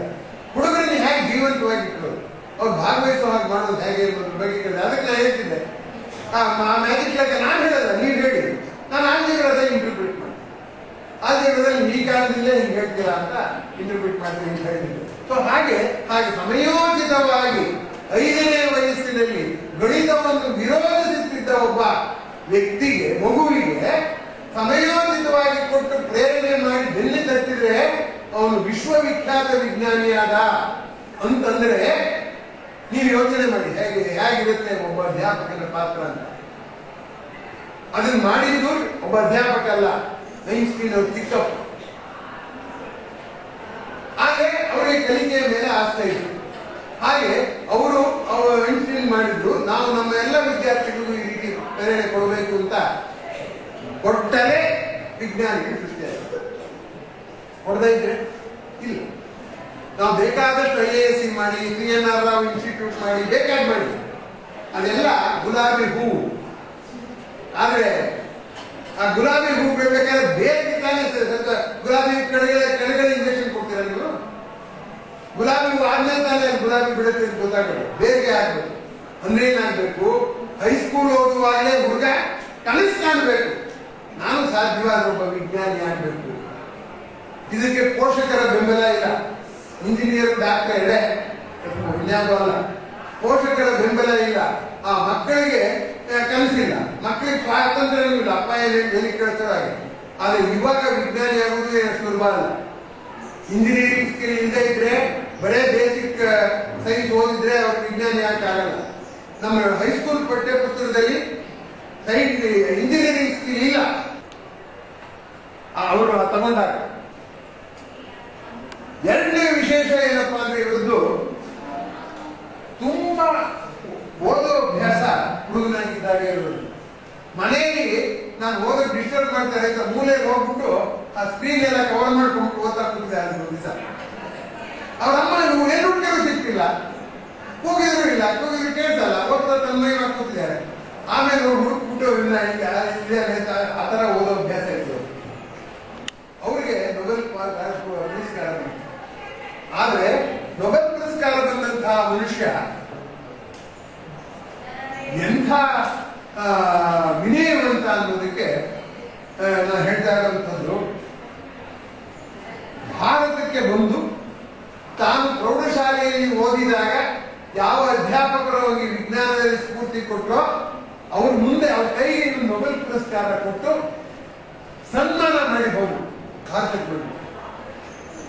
ಯಾಕೆಂದ್ರೆ ಅದು ಅವರಿಗೆ ನೊಬೆಲ್ ಪ್ರೈಸ್ ಬರೋದಕ್ಕೆ ಭಾರತ ವಿಭಾಗ ಆಗ್ಬಿಟ್ಟಿತ್ತು. ಆ ರೀತಿಯ ಮಾನ್ಯತೆಯನ್ನ ಇನ್ಯಾವ ವೃತ್ತಿಗೆ ಸಿಗುತ್ತೆ ಹೇಳಿ? ತಾನೇ ಪ್ರಪಂಚ ಎಲ್ಲ ಗುರುತಿಸಿದ್ರೆ ರಾಷ್ಟ್ರಕ್ಕೆ ರಾಜನಾದರೂ ತಾಯಿಗೆ ಮಗ ಅಂತ ಕನ್ನಡದ ಗಾದೆ ನಾನು ಬದಲಾಯಿಸ್ತೀನಿ. ದೇಶಕ್ಕೆ ನೊಬೆಲ್ ಪುರಸ್ಕಾರ ವಿಜೇತನಾದ್ರು ಅಧ್ಯಾಪಕರಿಗೆ ಅವನು ವಿದ್ಯಾರ್ಥಿನೇ. ಆ ವಿದ್ಯಾರ್ಥಿ ಹೇಳ್ತಾನೆ, ನಾನು ಹೇಳ್ಬೇಕು, ಅಧ್ಯಾಪಕ ಹೇಳ್ಕೋಬೇಕಾಗಿಲ್ಲ, ವಿದ್ಯಾರ್ಥಿ ಹೇಳ್ತಾನೆ. ಒಂದ್ಸರಿ ಏನಾಯ್ತು ಅಂದ್ರೆ ಅಬ್ದುಲ್ ಕಲಾಂ ಅವರ ಸಂಶೋಧನೆಗಳನ್ನೆಲ್ಲ ಅವ್ರು ಮಾಡಿ ಓದಿದ್ರು. MSc ಓದುವಾಗ ಪ್ರಶ್ನೆ ಪತ್ರಿಕೆ ಕೊಟ್ಟರು. ಆ ಪ್ರಶ್ನೆ ಪತ್ರಿಕೆ ಕೊಟ್ಟಾಗ ಉತ್ತರ ಬರೆಯುವಾಗ ಅಬ್ದುಲ್ ಕಲಾಂ ಅವರು ಕೆಲವು ತಿದ್ದುಪಡಿ ಮಾಡಿದ್ರು ವಿಜ್ಞಾನದ ಪರಿಕಲ್ಪನೆಗಳಿಗೆ. ಅವಳೇನ್ ಮಾಡಿದ್ರು ಅಂದ್ರೆ ಅವಳು ಓದಿದ್ರಲ್ಲ, ಅವ್ರ ಅಪ್ಪನೇ ಮಾಡಿದ್ದು ಅದನ್ನು ಉತ್ತರ ಬರೆದ್ರು. ಅದಕ್ಕೆ ಪರೀಕ್ಷೆಯಲ್ಲಿ ಅಂಕ ಕೊಡಲಿಲ್ಲ. ಯಾಕೆಂದ್ರೆ ಅವ್ರು ಪಾಠ ಇಟ್ಕೊಂಡಾಗ ಪಾರ್ಟ್ ಆಫ್ ದಿ ಸಿಲೆಬಸ್. ಒಂದ್ಸರಿ ಹೋಗಿ ಸ್ಕೂಲ್ ಇನ್ಸ್ಪೆಕ್ಟರ್ ಕೇಳಿದಂತೆ, ಏನ್ರಿ ನೀವು ಹುಡುಗರಿಗೆ ಕಾಮನ್ ಸೆನ್ಸೇ ಇಲ್ಲ ಅಂತ. ಹೌದು ಸರ್, ನಮ್ಮ ಸಿಲೆಬಸ್ ಅಲ್ಲಿ ಇದೆ ತೋರಿಸಿ. ನಾವು ಸಿಲೆಬಸ್ ಪಾಠ ಮಾಡ್ತೀವಿ, ಕಾಮನ್ ಸೆನ್ಸ್ ಸಿಲೆಬಸ್ ತೋರಿಸಿ ಅವ್ರು ನಾವು ಹೇಳ್ತೀವಿ. ಹಾಗೆ ಈಗ ಇವ್ರ ಮಗಳು ಅಡ್ವಾನ್ಸ್ಡ್ ಸೈನ್ಸ್ ಬರೆದ್ರು ಕೂಡ ಇತ್ತೀಚಿನ ವಿಜ್ಞಾನದ ಸಂಶೋಧನೆ ಬರೆದವಳ ಫೇಲ್ ಮಾಡಿದ್ರು. ಆಮೇಲೆ ತಿರುಗಿ ಅವಳು ಹುಡುಗಿ ಹೋಗಿ ಅವ್ರಿಗೆ ದಿಟ್ಟ ಹೆಣ್ಮಗಳು ಹೋಗಿ ಗಲಾಟೆ ಮಾಡಿದ್ರು, ಹೆಂಗ್ ನೀವು ಮಾರ್ಕ್ಸ್ ಕೊಟ್ಟಿಲ್ಲ ನೋಡಿ, ರಿಸರ್ಚ್ ಸಂಶೋಧನೆ ಅಂತ. ಅಧ್ಯಾಪಕರೇ ಸಂಶೋಧನೆ ಓದಿದ್ವಿ. ಆದ್ರಿಂದ ನಾನು ಬರೀ ಅಧ್ಯಾಪಕರನ್ನು ಹೊಗಳ್ತಿದ್ದೀನಿ ಅಂತಲ್ಲ, ನೀವೇನಾದ್ರೂ ಅಪ್ಡೇಟ್ ಆಗದೆ ಹೋದ್ರೆ ಈಗಲೂ ನನಗೆ ಬರೆದಿರೋ ಕೆಲವು ಹುಡುಗರು ವಿದ್ಯಾರ್ಥಿಗಳು ಬರೆದಿರುವಂತಹ ಪ್ರಶ್ನೆಗಳಿಗೆ ಈಗಲೂ ನನಗೆ ಉತ್ತರ ಗೊತ್ತಿಲ್ಲ. ನಾನು ಅವ್ರಿಗೆ ಹೇಳಿದೆ, ನಾನು ನನ್ನ ಅರ್ಥ ಮಾಡ್ಕೊಳ್ಳೋದು ಬೇರೆ, ನೀನು ಅರ್ಥ ಮಾಡ್ಸೋದು ಬೇರೆ ಅಂತ. ಒಬ್ಬ ಕೇಳಿದ್ದಾನೆ, ಟ್ಯಾಕೋಮೀಟರ್ ಅಂತಿದೆ, ಅಂದ್ರೆ ಕಾರಲ್ಲಿ ವೆಹಿಕಲ್ ಅಲ್ಲಿ ಎಷ್ಟು ಸ್ಪೀಡ್, 40 ಕಿಲೋಮೀಟರ್. ಅದು ಏನ್ ಟೇಪ್ ಇಟ್ಕೊಂಡು ಅಳಿಯಲ್ಲ, ಅದಕ್ಕೇನು ಗಡಿಯಾರ ಇಲ್ಲ. ವೆಲಾಸಿಟಿ ಏನು, speed divided by time, length divided by time. ಅದು ಲೆಂತ್ ಟೈಮು ಏನೋ ಇದೆಲ್ಲ ಹೆಂಗ್ ತೋರಿಸುತ್ತೆ ಕೇಳೋ ಹುಡುಗ. ಆ ಹುಡುಗ ಪ್ರೈಮರಿ ಸ್ಕೂಲ್ ಹುಡುಗ ಏನು ಉತ್ತರ ಹೇಳ್ತಾರೆ? ಬೇಡ, ಹೈಸ್ಕೂಲ್ ಹುಡುಗನಿಗೆ ಕಷ್ಟ ಉತ್ತರ ಹೇಳೋದು. ಯಾಕೆಂದ್ರೆ ಕಷ್ಟಪಟ್ಟು ಡಿಸ್ಟೆನ್ಸ್ ಹೇಳ್ಬೋದು. ಏನಂದ್ರೆ ಒಂದು ಟೈರ್ ಸುತ್ತಲ್ಲ, 2π, ಒಂದ್ ಸೈಡ್ ಸುತ್ತಾಕಿ 2πr, 3 ಸೈಡ್ ಸುತ್ತಾಕಿ 2πr × 100 ಅಂತ ಡಿಸ್ಟೆನ್ಸ್ ಆಯ್ತು, ಟೈಮ್. ಅದನ್ನ ಡಿವೈಡ್ ಮಾಡೋದು ಹೇಗೆ? ಅದು ಎಲ್ಲ ಇಂಪ್ರೂವ್ ಮಾಡ್ತಾ ಇದೆ.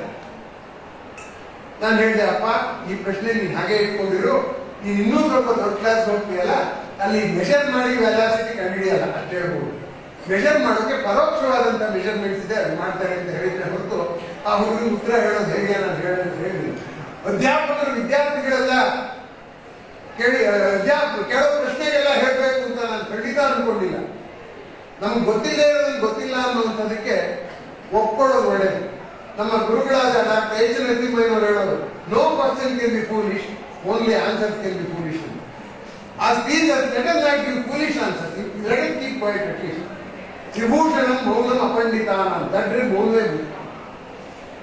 ಅವಾಗ ಯಾರು ನಮ್ಮ ಸುದ್ದಿ ಬರೋದು, ನನ್ನ ದಟ್ಟನೇ ಅವ್ರಿಗೆ ಬರೋದು, ಮಾತಾಡ್ತಿದ್ದೆ. ಈಗ ಸಮಯ ಮುಗಿತಾ ಇರೋದ್ರಿಂದ ಬೇಗ ಬೇಗ ನಾನು ಹೋಗ್ಬೇಕಾಗಿದೆ. ನೆಕ್ಸ್ಟ್ ಯಾರನ್ನ CV ರಾಮನ್ ಅವರ ಚಿತ್ರವನ್ನ ನೀವು ನೋಡ್ತಾ ಇದ್ದೀವಿ. CV ರಾಮನ್ ಅವರಿಗೆ ಸಂಶೋಧನೆಯೆಲ್ಲವನ್ನು ಅಧ್ಯಯನ ಮಾಡಿದವರು ಆಶ್ಚರ್ಯ ಕೊಟ್ಟು. ಯಾಕೆಂದ್ರೆ ಅವರ ಸಂಶೋಧನೆಗಳೆಲ್ಲ ಎರಡೇ ವಿಷಯ ಕೊಟ್ಟು. ನಾವು ಅಷ್ಟೊಂದೆಲ್ಲ ಸಂಶೋಧನೆ ಮಾಡಿದ್ರು ಅಂತೇವಲ್ಲ, ಇಲ್ಲ ಶಬ್ದ ಕುರಿತು, ಇಲ್ಲ ಬೆಳಕು ನೋಡಿ. ವಿಮರ್ಶಕರು ಎಷ್ಟು ಚೆನ್ನಾಗಿ ವಿಮರ್ಶೆ ಮಾಡ್ತಾರೆ ಅನ್ನೋದಕ್ಕೆ ಎರಡೇ ವಿಷಯ ಅವ್ರು ಮಾತಾಡೋದು, ಶಬ್ದ ಅಥವಾ ಬೆಳಕು. ಯಾಕೆ ಎರಡನ್ನೇ ಆಯ್ಕೆ ಮಾಡಿದ್ರು ಅಂತ ಕುತೂಹಲ ಆಗಿ ರಾಮನ್ ಅವ್ರನ್ನ ಕೇಳಿದ್ರು. ಯಾಕೆ? ನಾನು ನಮ್ಮ ತಂದೆ ಸಂಗೀತ ವಾದ್ಯ ನುಡಿಸ್ತಿದ್ರು, ಆ ಶಬ್ದ ನನ್ನ ಗಮನ ಸೆಳೀತು. ಭಾರತೀಯ ವಾದ್ಯಗಳು ಮತ್ತೆ ಪಾಶ್ಚಿಮಾತ್ಯ ವಾದ್ಯಗಳು ಎರಡಕ್ಕೂ ಇರೋ ವ್ಯತ್ಯಾಸ ಏನು, ಭಾರತೀಯ ವಾದ್ಯಗಳೇ ಯಾಕೆ ಇಂಪಾಗಿದೆ ಅಂತ ನಾನು ಹುಡುಕ್ಬೇಕು ಅಂತ ಅನಿಸಿ ಸಂಶೋಧನೆ ಮಾಡಿದೆ. ಅದಕ್ಕೆ ಹೆಲ್ಮೋಲ್ಟ್ಸ್ ಅನ್ನೋ ಪುಸ್ತಕ ಬರೆದಿದ್ದ, ಆ ಪುಸ್ತಕ ನನಗೆ ಸ್ಫೂರ್ತಿ ಆಯಿತು ಅಂತ ಹೇಳಿದ್ರು ರಾಮನ್. ಯಾವುದು? ಶಬ್ದದ್ದು. ಅವ್ರ ತಂದೆಗಳು ಅಧ್ಯಾಪಕರು, ಚಂದ್ರಶೇಖರನ್ ಅಂತ ಅವ್ರ ತಂದೆ ಹೆಸರು. ಅವರು ಅಧ್ಯಾಪಕರು. ಮನೆಗೆ ಒಳ್ಳೆ ಲೈಬ್ರರಿ ಇಟ್ಟು ಮಕ್ಕಳಿಗೆಲ್ಲ ನಾವು ಸೈಟ್ ಆಸ್ತಿ ಮಾಡ್ತೀವಿ, ಲೈಬ್ರರಿ ಯಾರು ಮಾಡಲ್ಲ, ಯಾರನ್ನ ಯಾರು ಪುಸ್ತಕ ಸಿಕ್ಕಲ್ಲ. ಅವರು ಲೆಕ್ಚರರ್ಗಳ ಮನೆಗೆ, ಬೇರೆ ಜನಗಳು ಬಿಟ್ಬಿಡಿ. ಅವರು ಒಳ್ಳೆ ಲೈಬ್ರರಿ ಇಟ್ಟಿದ್ದಾರೆ. ನಮ್ಮ ಮನೆಗೆ ಆ ಪುಸ್ತಕ ಇತ್ತು, ಹೆಲ್ಮೋಲ್ಟ್ಸ್ ಓದ್ಬೇಕು. ಆಯ್ತು, ಬೆಳಕಿನ ಸಂಶೋಧನೆ ಯಾಕೆ ಮಾಡಿದ್ವಿ? ಬೆಳಕಿನ ಸಂಶೋಧನೆ ಮಾಡಿದ್ದು ನಾನು ರ್ಯಾಲೆ ಅನ್ನೋದ್ರಿಂದ. ರ್ಯಾಲೆ ಏನ್ ಮಾಡಿದ್ದ ಅಂದ್ರೆ, ಆಕಾಶದಲ್ಲಿ ನೀಲಿ ಬಣ್ಣ ಇದೆಯಲ್ಲ ಯಾಕೆ ಅನ್ನೋದ್ರ ಮೇಲೆ ಸಂಶೋಧನೆ ಮಾಡಿ, ಗಾಳಿಯಲ್ಲಿರುವ ಧೂಳಿನ ಕಣಗಳು ಬೆಳಕನ್ನು ಚದುರಿಸುತ್ತೆ. ಆ ಚದುರಿಸಿದಾಗ ಬೆಳಕಿನ ಸಂಕಲನ ಮತ್ತೆ ವ್ಯವಕಲನದಿಂದ ಆ ರೀತಿ ಬಣ್ಣ ಬರುತ್ತೆ ಅಂತ ವಿವರಿಸಿದ್ದ. ಸಿ.ವಿ. ರಾಮನ್ ರ್ಯಾಲೆ ನೋಡಿಲ್ಲ. ನೋಡೋದು ಯಾವ್ದ್ರ ಮೂಲಕ? ಪುಸ್ತಕದ ಮೂಲಕ ಅಷ್ಟೇ. ಆದ್ದರಿಂದ ಆದ್ರೆ ರ್ಯಾಲೆ ನನ್ನ ಗುರು ಅಂತ ಹೇಳಿ ನಾನು ಪುರಾಣದ ಸಮರ್ಥನೆ ಕೊಡ್ಬೇಕಾದ್ರೆ ರ್ಯಾಲೆ ದ್ರೋಣಾಚಾರ್ಯ ಆದ್ರೆ ರಾಮನ್ ಏಕಲವ್ಯ. ನೋಡಿ, ಈ ಗುರು ಶಿಷ್ಯ ಸಂಬಂಧಗಳು ವಿಜ್ಞಾನ ಕ್ಷೇತ್ರದಲ್ಲೂ ನಡೆಯುತ್ತೆ ಅಂತ ಕೇಳಿದ್ರು.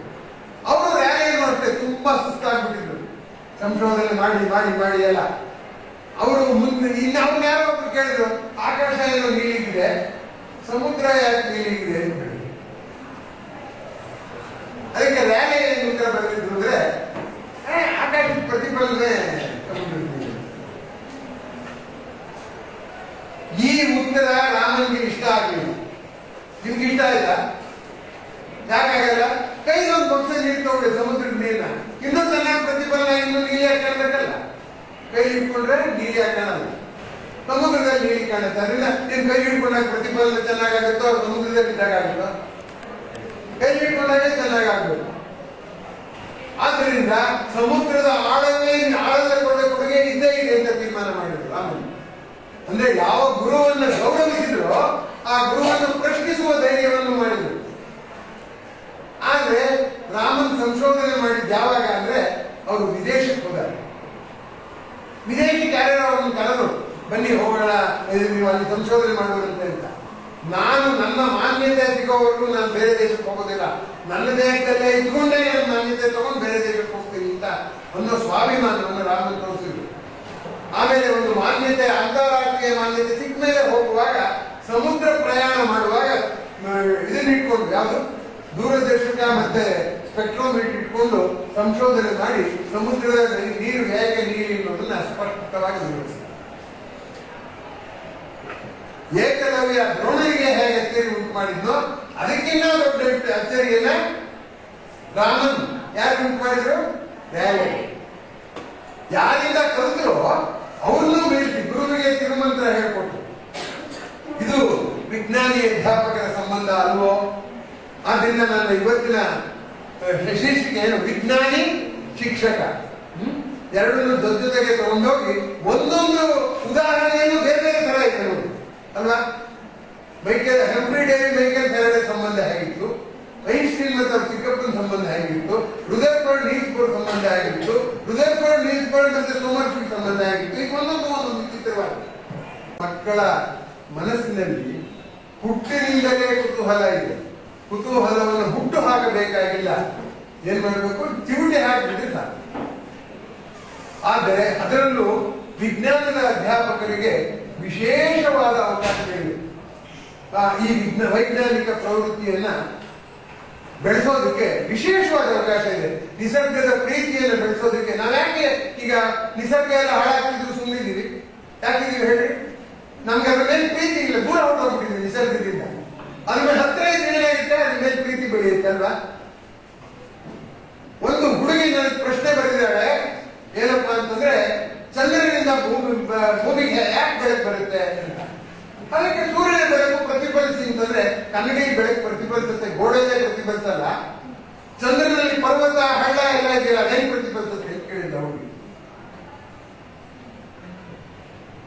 ಪ್ರಶ್ನೆ ಎಷ್ಟು ಚೆನ್ನಾಗಿದೆ ನೋಡಿ.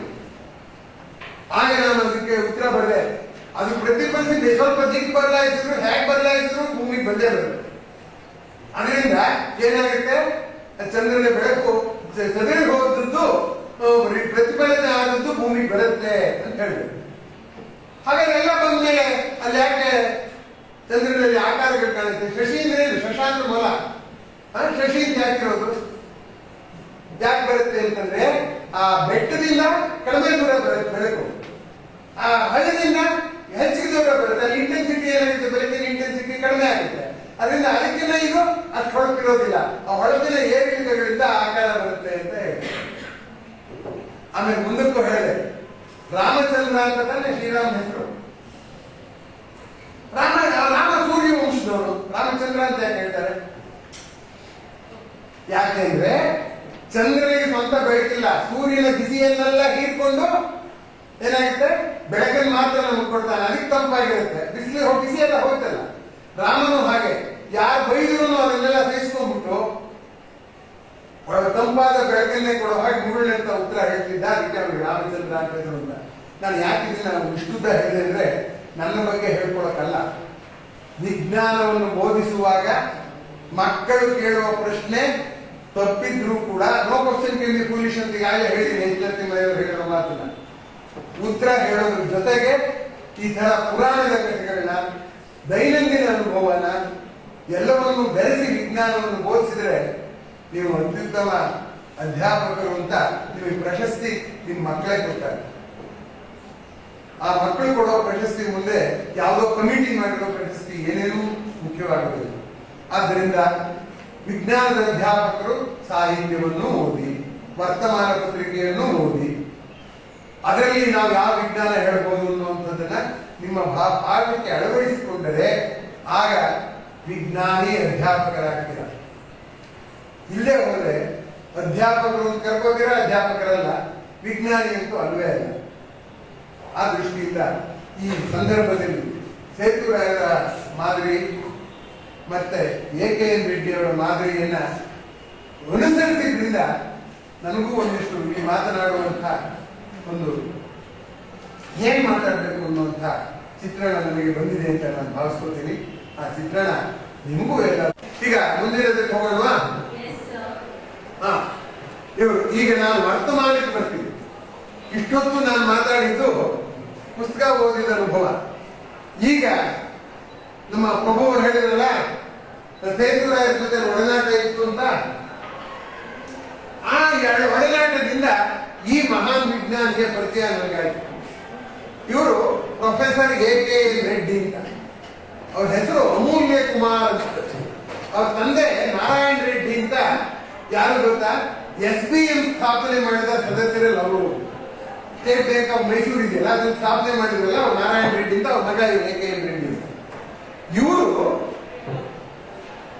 ಅವರ ಕಾಲದಲ್ಲಿ ವಿದೇಶಕ್ಕೆ ಹೋಗಿ ಸಂಶೋಧನೆ ಮಾಡಿದ್ದು ಬಾಕ್ಟ್ರಿಸ್ ಅಂತ ಒಬ್ಬ ಸೈಂಟಿಸ್ಟ್. ಆ ಬಾಕ್ಟ್ರಿಸ್ ಅನ್ನೋ ಸೈಂಟಿಸ್ಟ್ ಏನಪ್ಪಾ ಅಂತಂದ್ರೆ ಅಂತಾರಾಷ್ಟ್ರೀಯವಾಗಿ ವಿದ್ಯುತ್ ರಸಾಯನ ಶಾಸ್ತ್ರದಲ್ಲಿ ತುಂಬಾ ಹೆಸರು ಮಾಡಿದ್ರು. ಅವರಿಗೆ ನೊಬೆಲ್ ಪ್ರೈಸ್ ರಾಜಕಾರಣದಿಂದಾಗಿ ಸಿಕ್ಕಲಿಲ್ಲ. ಅವರಿಗೆ ಇದೇ ಅವ್ರು ನೊಬೆಲ್ ಪ್ರೈಸ್ ಸಿಗ್ಬೇಕಾಗಿತ್ತು. ಅವ್ರ ಹತ್ರ ಸಂಶೋಧನೆ ಮಾಡಿ ಬಂದು ಎಲೆಕ್ಟ್ರೋಕೆಮಿಸ್ಟ್ರಿ ಮೇಲೆ 2 ಪುಸ್ತಕ ಬರೆದಿದ್ದಾರೆ. ಯಾರು? ಎ.ಕೆ.ಎನ್. ರೆಡ್ಡಿ ಅವರು. ಅದನ್ನ ಒಬ್ಬ ಹೈಸ್ಕೂಲ್ ಹುಡುಗ ಓದಿದ್ರು ತುಂಬಾ ಚೆನ್ನಾಗಿ ಅರ್ಥ ಆಗಿದೆ. ಅಷ್ಟು ಚೆನ್ನಾಗಿ ಎಲೆಕ್ಟ್ರೋಕೆಮಿಸ್ಟ್ರಿ ಪಾರ್ಟ್ 1 ಪಾರ್ಟ್ 2 ಅಂತ ನಿಮ್ಮ ಲೈಬ್ರರಿ ಯಾರು ಸಿಕ್ಕಿದ್ರೆ ಮನೆಯೇ ಹೋಗಿ. ಯಾಕೆಂದ್ರೆ ಒಬ್ಬ ಪ್ರಸಿದ್ಧ ವಿಜ್ಞಾನಿ ಹೈಸ್ಕೂಲ್ ಹುಡುಗನಿಗೆ ಅರ್ಥ ಆಗುವ ಬರೆಯೋದೇನು ಹುಡುಗಾಟದ ಮಾತಲ್ಲ. ಯಾಕೆಂದ್ರೆ ನಮ್ಗೆ ಹೆಚ್ಚು ಸಂಖ್ಯೆ ಗೊತ್ತಿದ್ದಷ್ಟು ನಾವು ಹೆಚ್ಚು